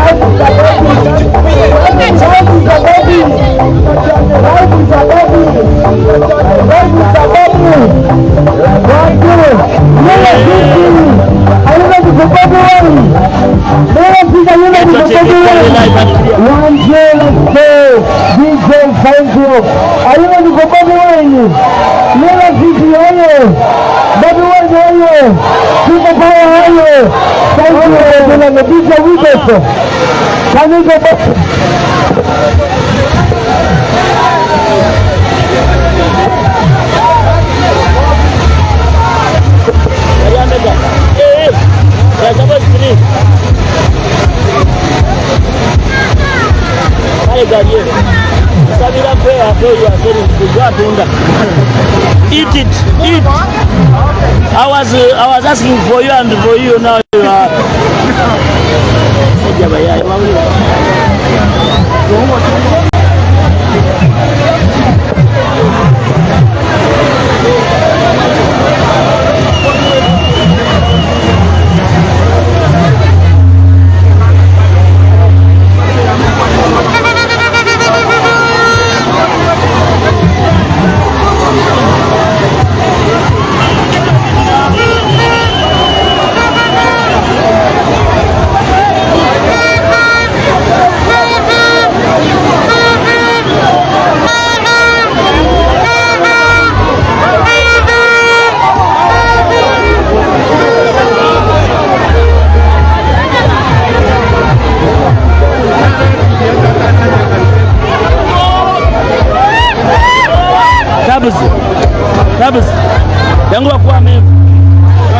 Gaga name. Give him for 1,000. Give him for 1,000. His gun is there. The leader is supposed to be 3 man. But young man, hey young man, you are terrible. You are terrible for our generation. I know, see what they gave me. No. It's you who gave me. Be good. Be good, you will make money. So you bring money. But I've given you.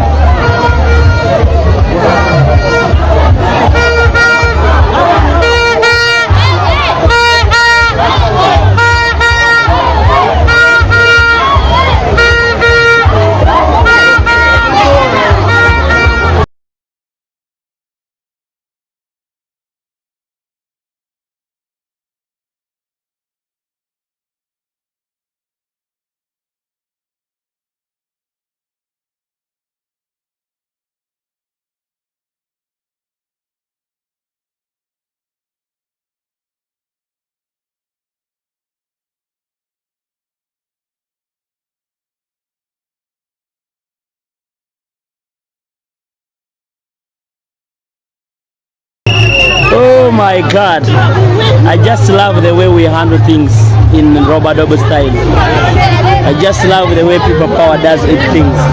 I just love my president, the way he handles.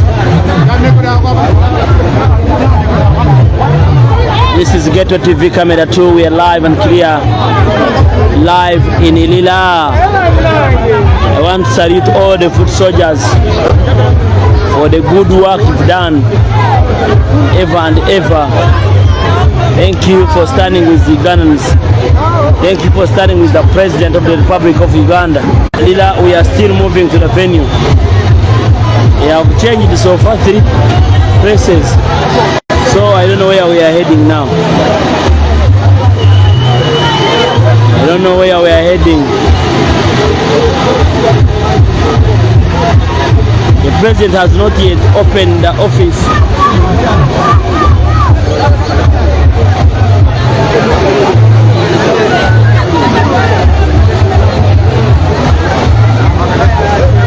Mbaka tebandeke. Mbaka tebandeke. Kwa moja sebo. Akambe kipange amazine nyango. Wano. Atemba nzige.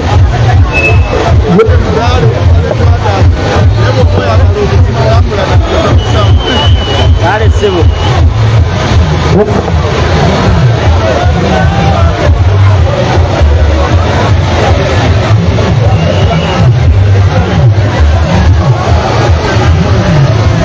Aja dijang.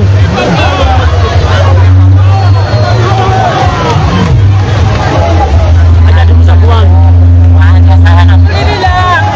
Tulilila, tuwanakala kulangasa wakakukula ofisi. Tulilila. Abantu beri amabale kuwaka, amabale kwemerera Sembera yogere. abantu beri tubagala nnyo, mwebale kwaniriza President waffe Robert Kyagulanyi Ssentamu. Mwebale kwemereramu, mwebale kwemereramu, mwebale nakwemereramu abantu tubagala nnyo. Aja tusuma. Assalamu alaikum. Pawa, alaikum salaam. Mwenaje muli eyo tubasazeeko Lira nalo.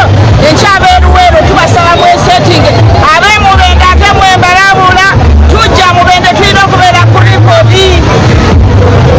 Power. Kyagulanyi President badda. Twawoloka bazabatu bakolera mu kikozi namu.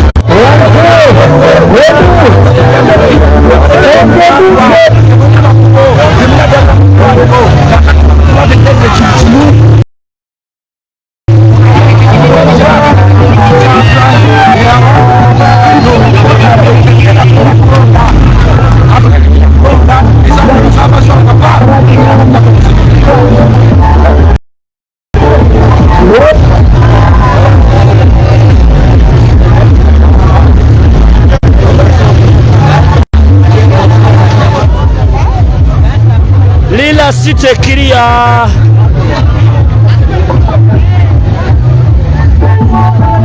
Yeah, we are still in Lila City, heading to the head offices of NUP. The president is going to commission the offices of NUP in Lila.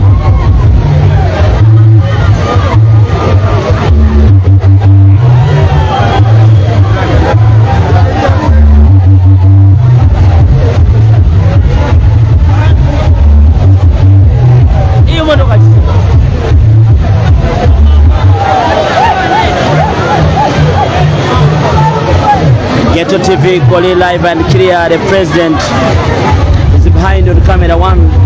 So for those of you who want to watch the president, please go back to camera one where Mgenyi is giving you all details. And this is camera two, trying to monitor what is taking place in front of this side.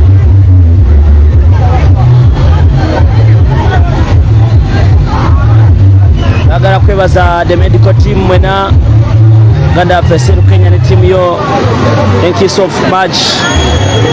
Thank you banansi begwanga la Uganda bakawa parliament kuvuga ambulance nojije kapa nojingize no ngabadachika kuri front line sebo tukwebaza mwami Seru Kenya ni team yo ya medical.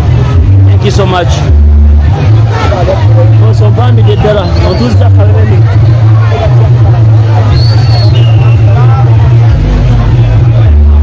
Yes.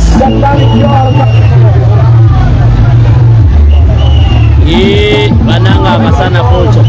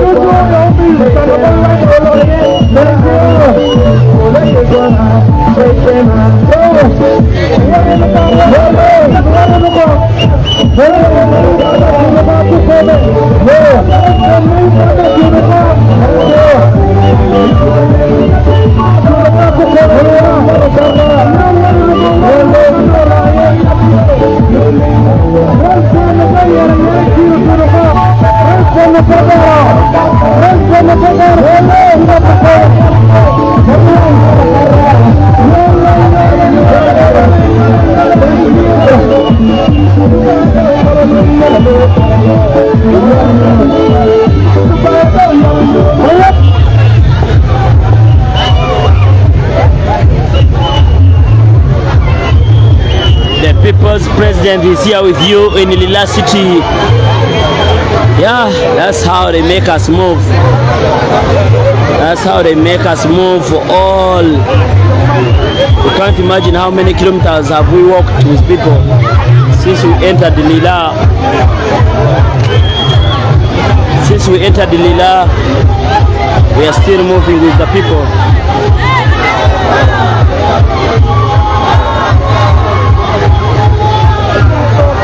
Agamba atya Muganda Abubakar Musitwa webale nnyo. Thank you so much. Webale nnyo Abubakar Musitwa. Sebo obubaka bwange mufunye bulungi. Thank you so much for supporting us. Webale nnyo tuwawe ku lwendi lw'amazzi tunyeeko. abantu balira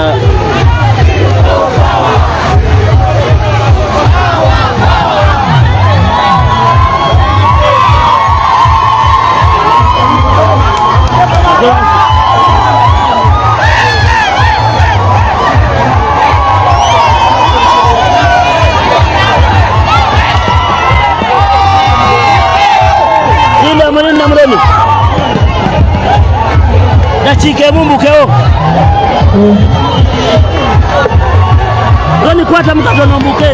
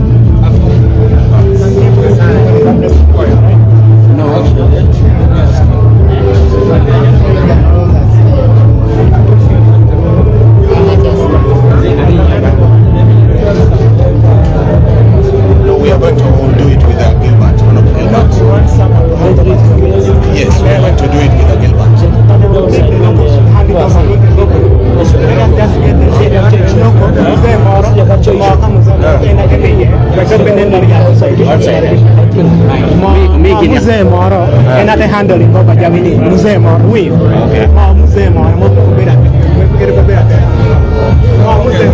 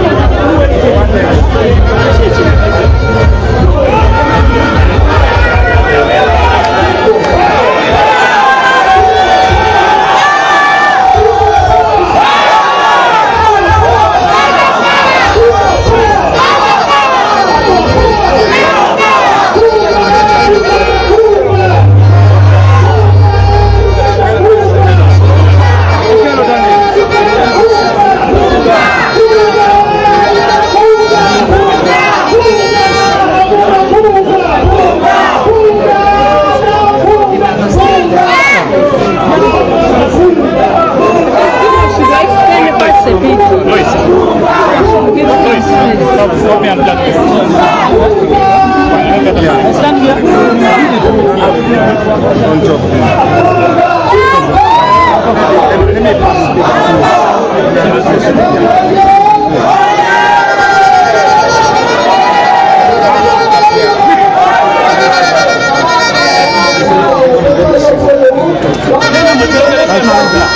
Speak to the media.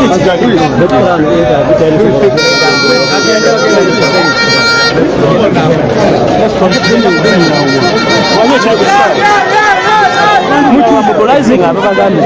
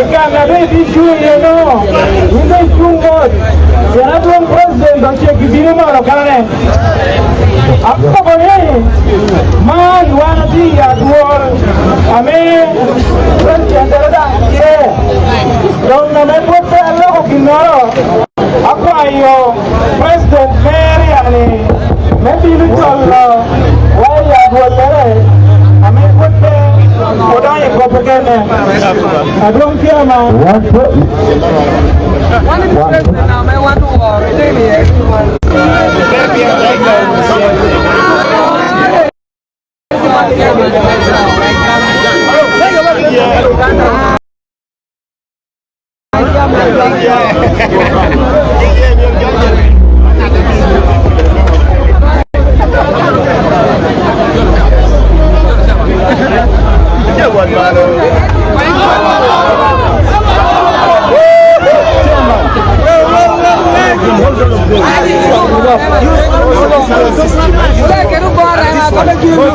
Catch all. People power. Our power. MUP. Everywhere. Yeah, with great pleasure, Excellency, Mr. President, I'm very happy to welcome you in my village here. Here is called Ojamasel. It is in Junior Quarters of the Ward, Lira City West Division. We are very, very happy to welcome you here. We are team. Welcome. And thank you very much. I have nothing much to say.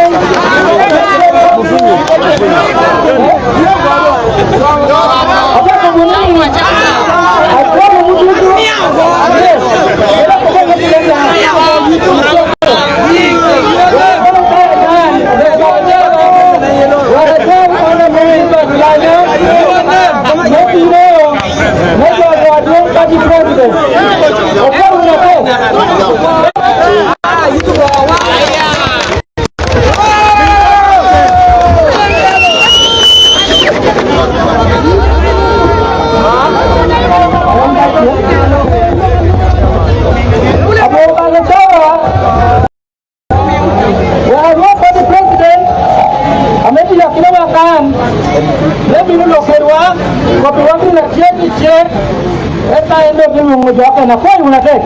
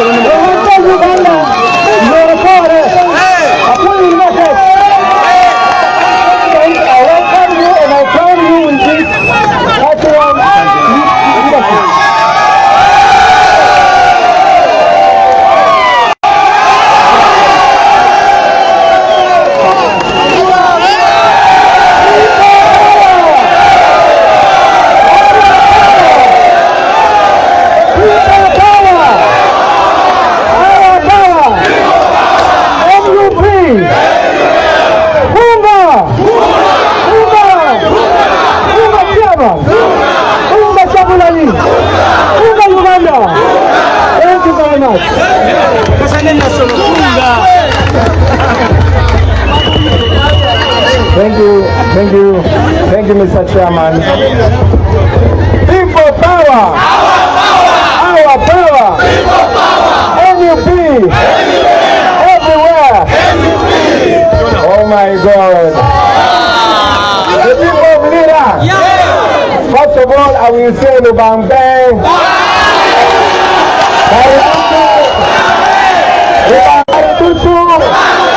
God is good. And all the time. Thank you very much. When I was in Parliament, I met a friend. And that friend got me so many other friends here in Lira. So I want to invite him. I know we have many other leaders that I'm going to introduce as I speak. But in the meantime, I want to invite my friend Lanya.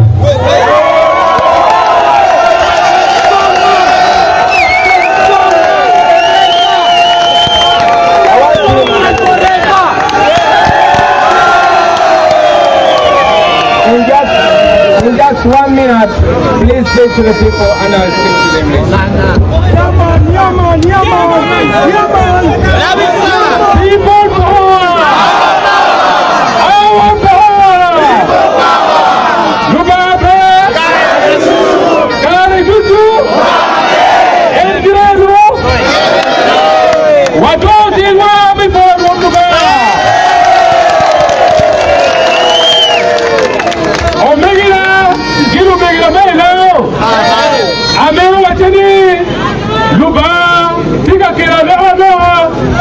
Uganda kulu.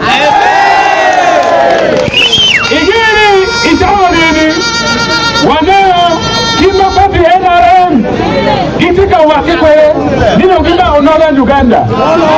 Enta miwe tiwu NRM very proper in Northern Uganda.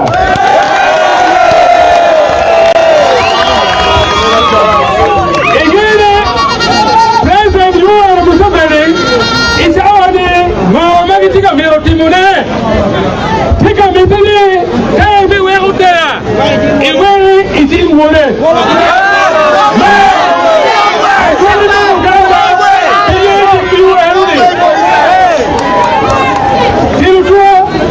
watika miro Uganda manyen watika miro Lutiro Matiro watika miro Nyaganyi Mechie itaonene imahali walio vipia walio uyabichi wana wawe niyu kumalumi Uganda wakitwao Bobi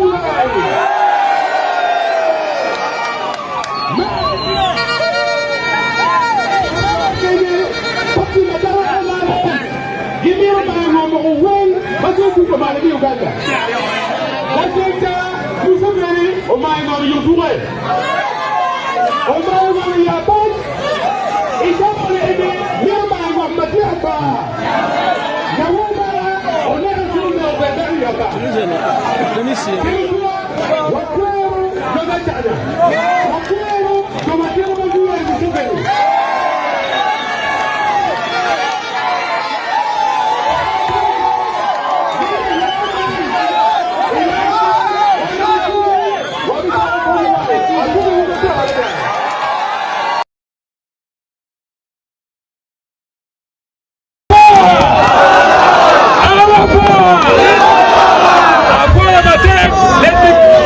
Let me take you back to my brother, the coming president, His Excellency, Honorable Bobi.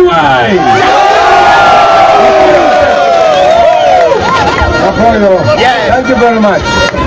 Now, I will not say so much today. I spoke to you on radio. How many were listening to me on radio? We have told you everything on radio, and I am not going to repeat it. I am not going to talk about Lira spinning nail because Museveni killed it.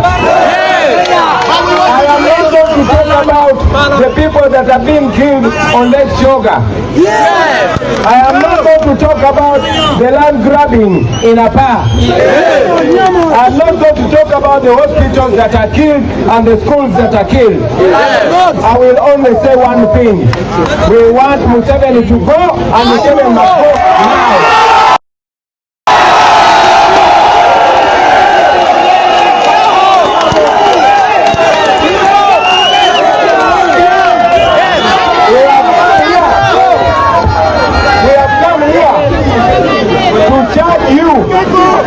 We have come here to wake you up. We have come here to remind you that you must play your role to make sure that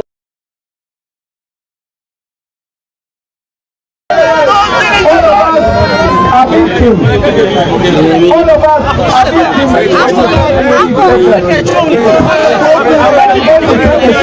the people of Luwero. But now I am here, and I want to tell you, the people of Lamu, that you have a big job to perform. I want to thank the leaders, our local leaders of National Unity Platform.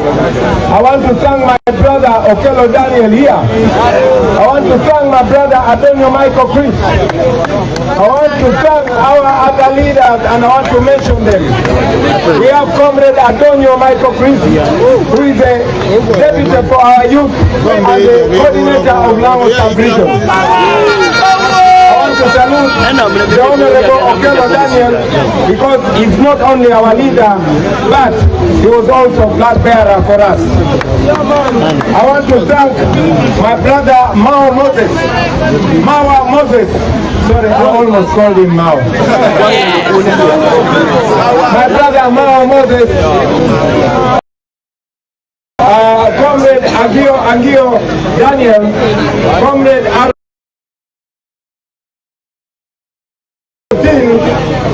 Comrade Odongo Samuel, Comrade Oyeki Gerard, and Comrade Ayen. Thank you very much, and especially you, Comrade Ayen, who comes from Karamoja. Again, I want to tell you that we are not here to campaign for votes. We are not here to campaign for votes.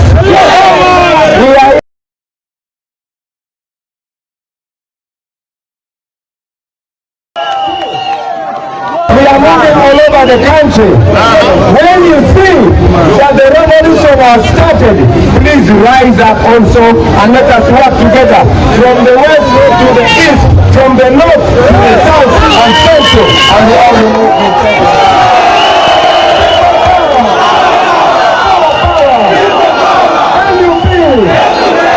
everywhere. Thank you very much, my brothers and sisters.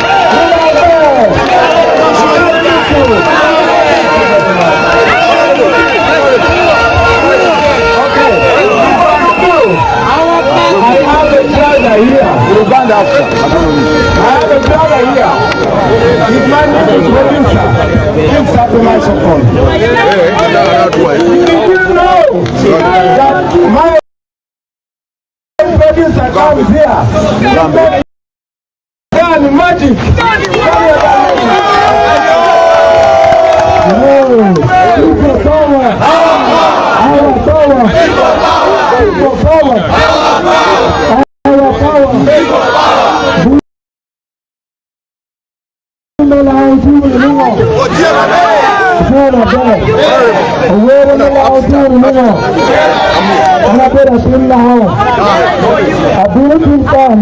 Dismissing Kopaya UP of the Department of Namicating and Pablo Nadi and Pablo Sinlao. Ayai Bili Akan, people power, our power. Abirukan, Nana Dubutu, everything Langi Metandu, and then you not a Karachi, no making sure no young, I know where you can put on the 7. You know when you talk, people power, our power. Oh, people power. I think I'm a better music producer, Bobi. I think I'm going to get away upcoming association, maybe the Iraqan. If you will get a team, and I'm a better music producer in Uganda. I see a person who can let you go to my name, you will do to get away where I bear it. People power. Our power.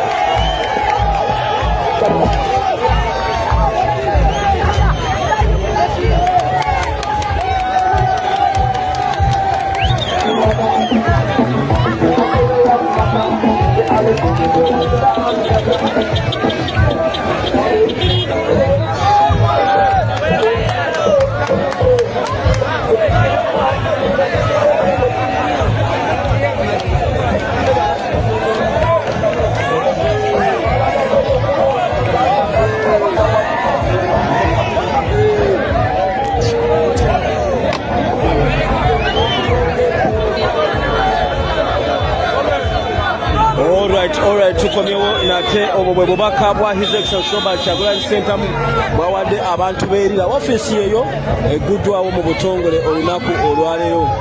Abantu beerira obubaka bo babubawadde.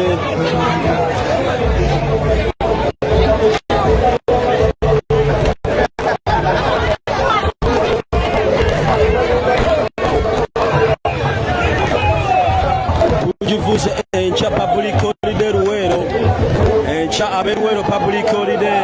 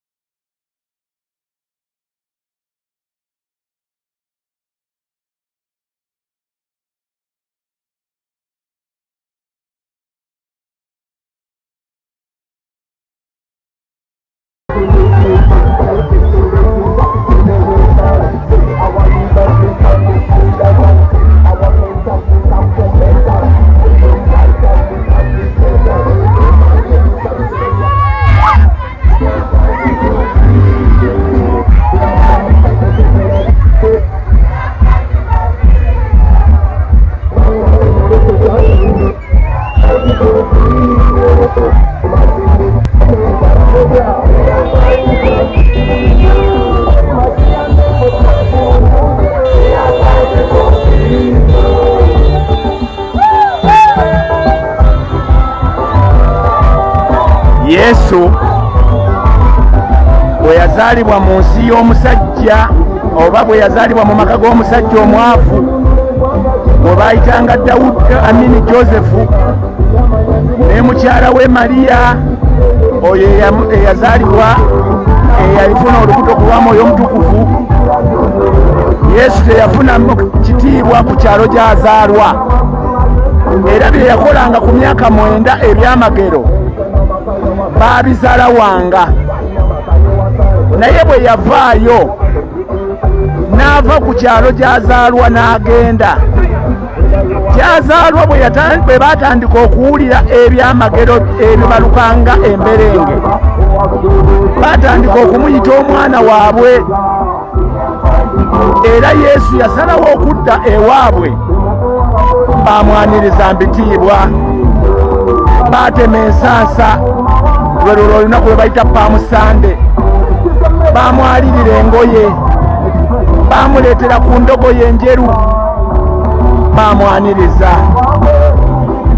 Ndowooza nammwe tumaze okutambula ne tubalaga ebyamagero ebyetoolodde mu Uganda. Twatambulidde mu Western ne tugenda mu Eastern, ati tuli mu Northern, tujja mu Buganda enkya. It is up to you to welcome him, okumwaniriza okusinga bano oba bano okusinga mmwe oli ku Makulidia TV.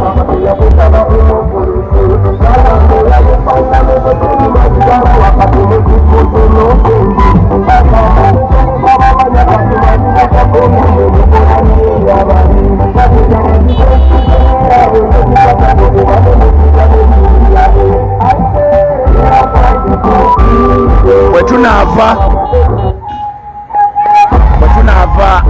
Eruwero tugenda Hoima, ate bwe tuva e Hoima ate tukomawo mu Arua, tukyakomawo.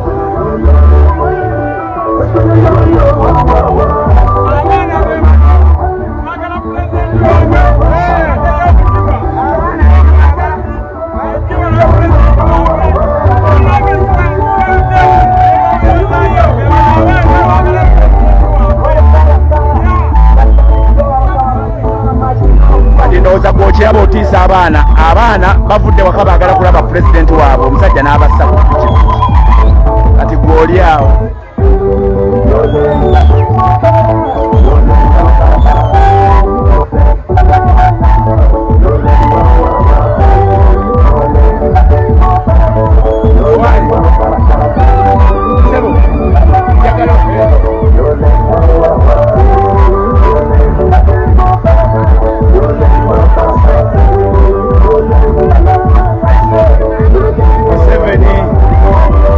Madala, he killed the people in 2004 in Balonyo. Bobi yena Museveni yatta abantu mu Balonyo.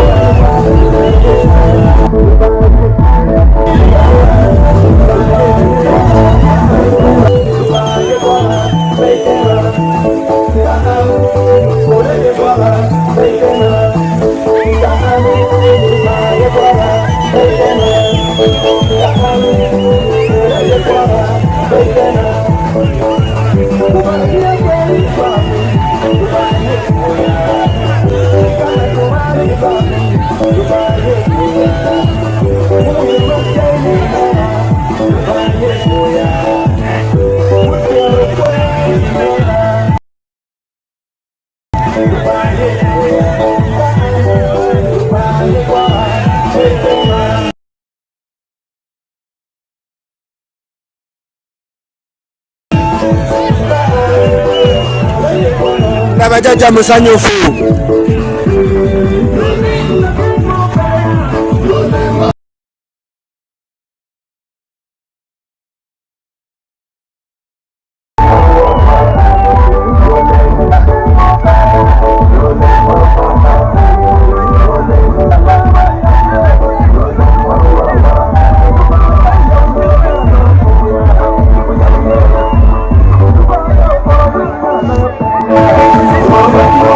Olunaku olw'enkya tuli mu Buganda, eyo yonzija na kibooko.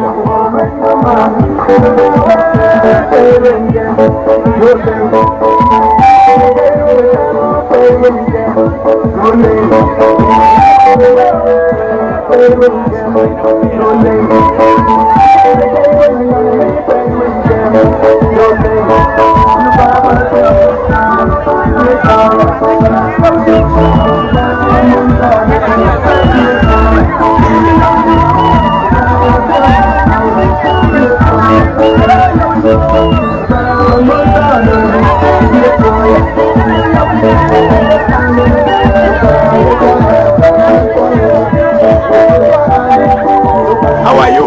I'm okay, sir. What is your name? My name is Tony. Tony Mayongo. Okay. Tony Mayongo. Many people.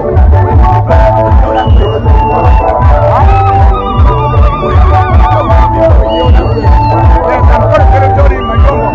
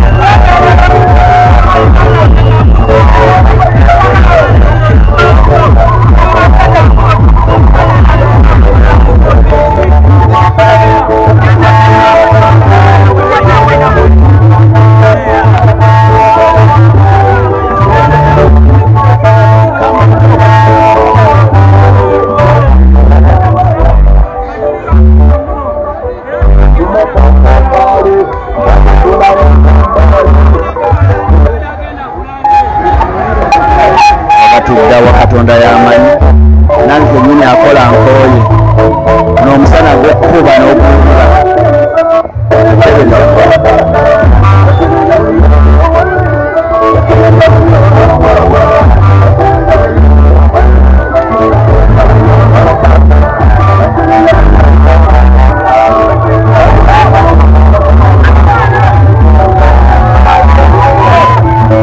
olweyo enjere bazikutedda.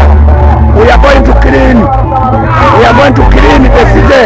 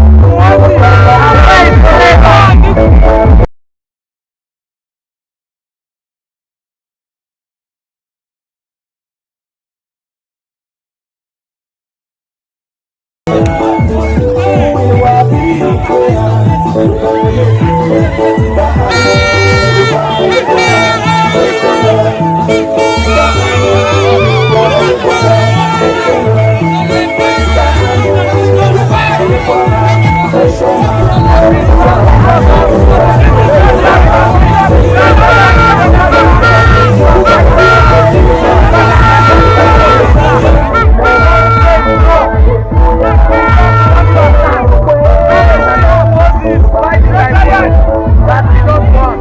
Enough is enough. The world is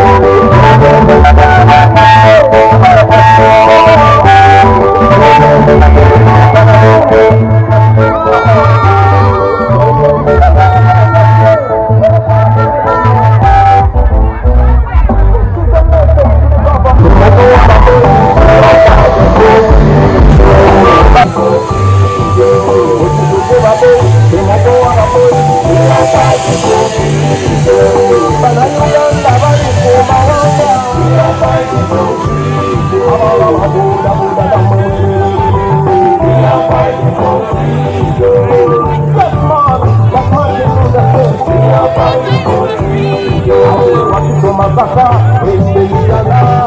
fighting for freedom. We are the militant, we love to the one that's lifted. This population is what's not appetite. The families, the master, citizens slave. The call of Africa is living question. What was the purpose of the liberation when it can't have a peaceful transition?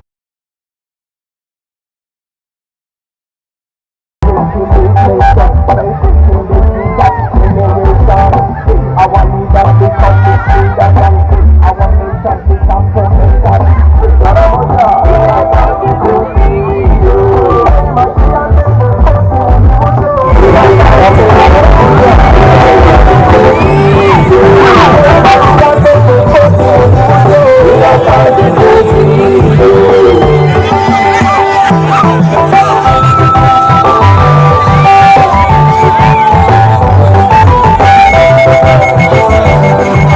abalabe ffe abali ku GTV link yaffe ya YouTube channel yaffe era nga tubeera live ku Rujjuliro TV tubeerako live nga tukustreaming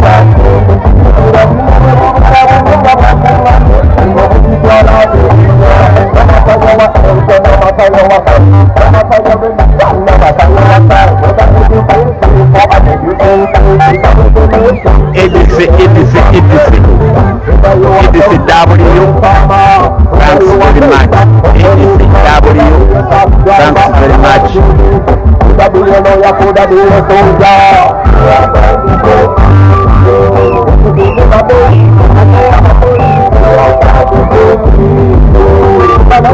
My bro Joe Ntale ogamba otya muganda wange mwani Joe big up bro.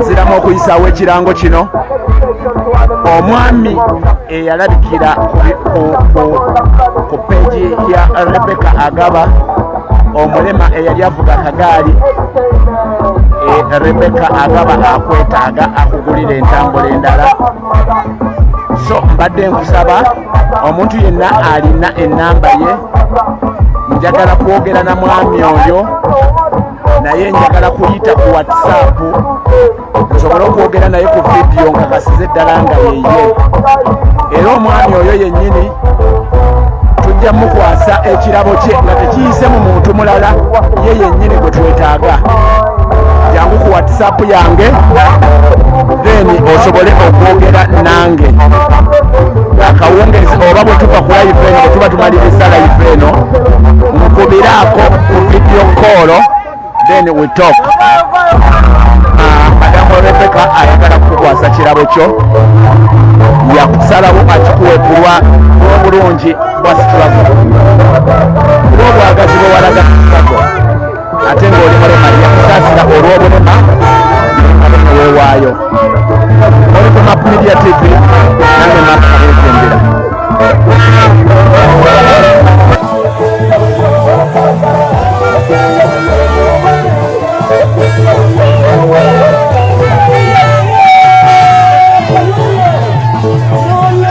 Yes, mukama abankomere era olunaku olw'enkya tugenda kuba nga tuli Luweero olunaku olw'enkya tuli Luweero mwena bannaluweero mwena bonna abazanye Luweero olunaku olw'enkya tuli Luweero tujja yes Luweero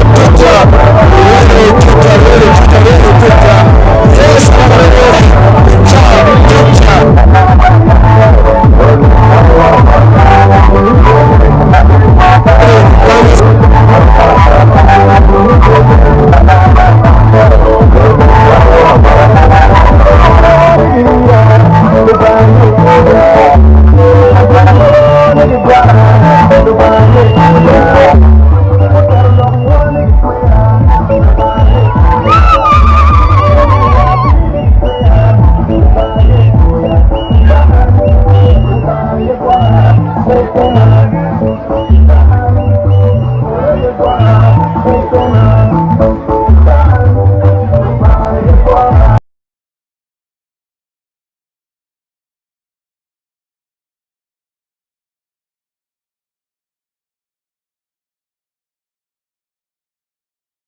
Nalwaga First Lady Bobi Kyagulanyi Itungo olunaku olwaleero. Mukama abakuumire era ntujja kuba tuddamu nga bulijjo nze mbeera okuba nga nkuweereza. Yes.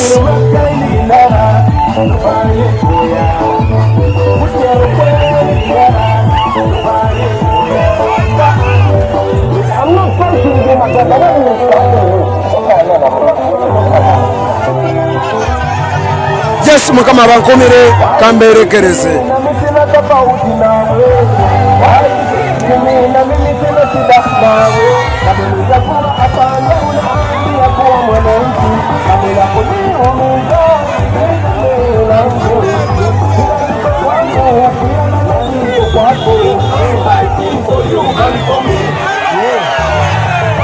Watoto wako, wazuri wako Ize kotuluko nyote ndi Muganda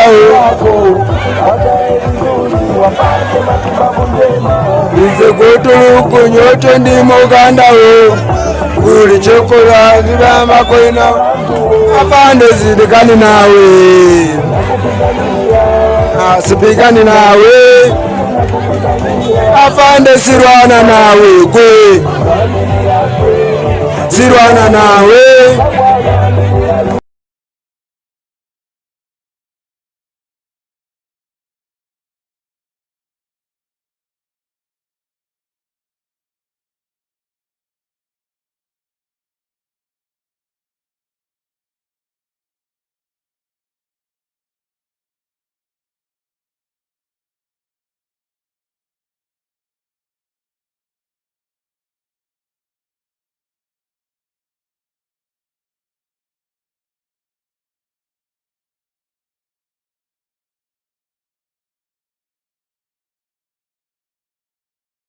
Yolikolengera wali mukasati kabulaka abe masinya mwesi webale kwerako era nga nese kuitale jeno yalutumidwa mwana wali Mukama abankumire tujja kubatuddamu.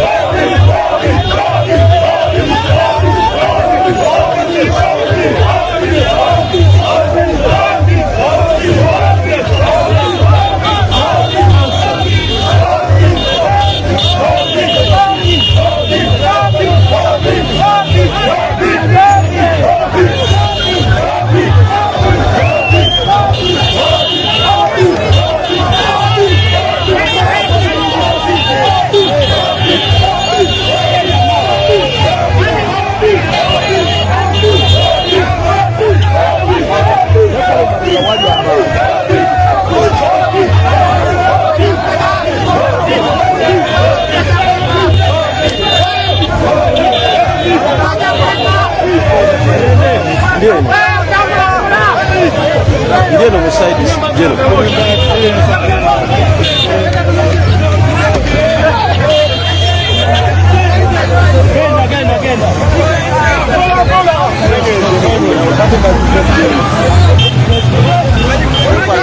Alright, mukkirize baganda bange ngende mu maaso n'okubaweereza nateera olunaku olwaleero embeera bwetyo bweri bagezaako okubasiibula abantu beeno naye bagaanye okukkiriza bagoba emmotoka bagoba pulezidenti era nga n'abalala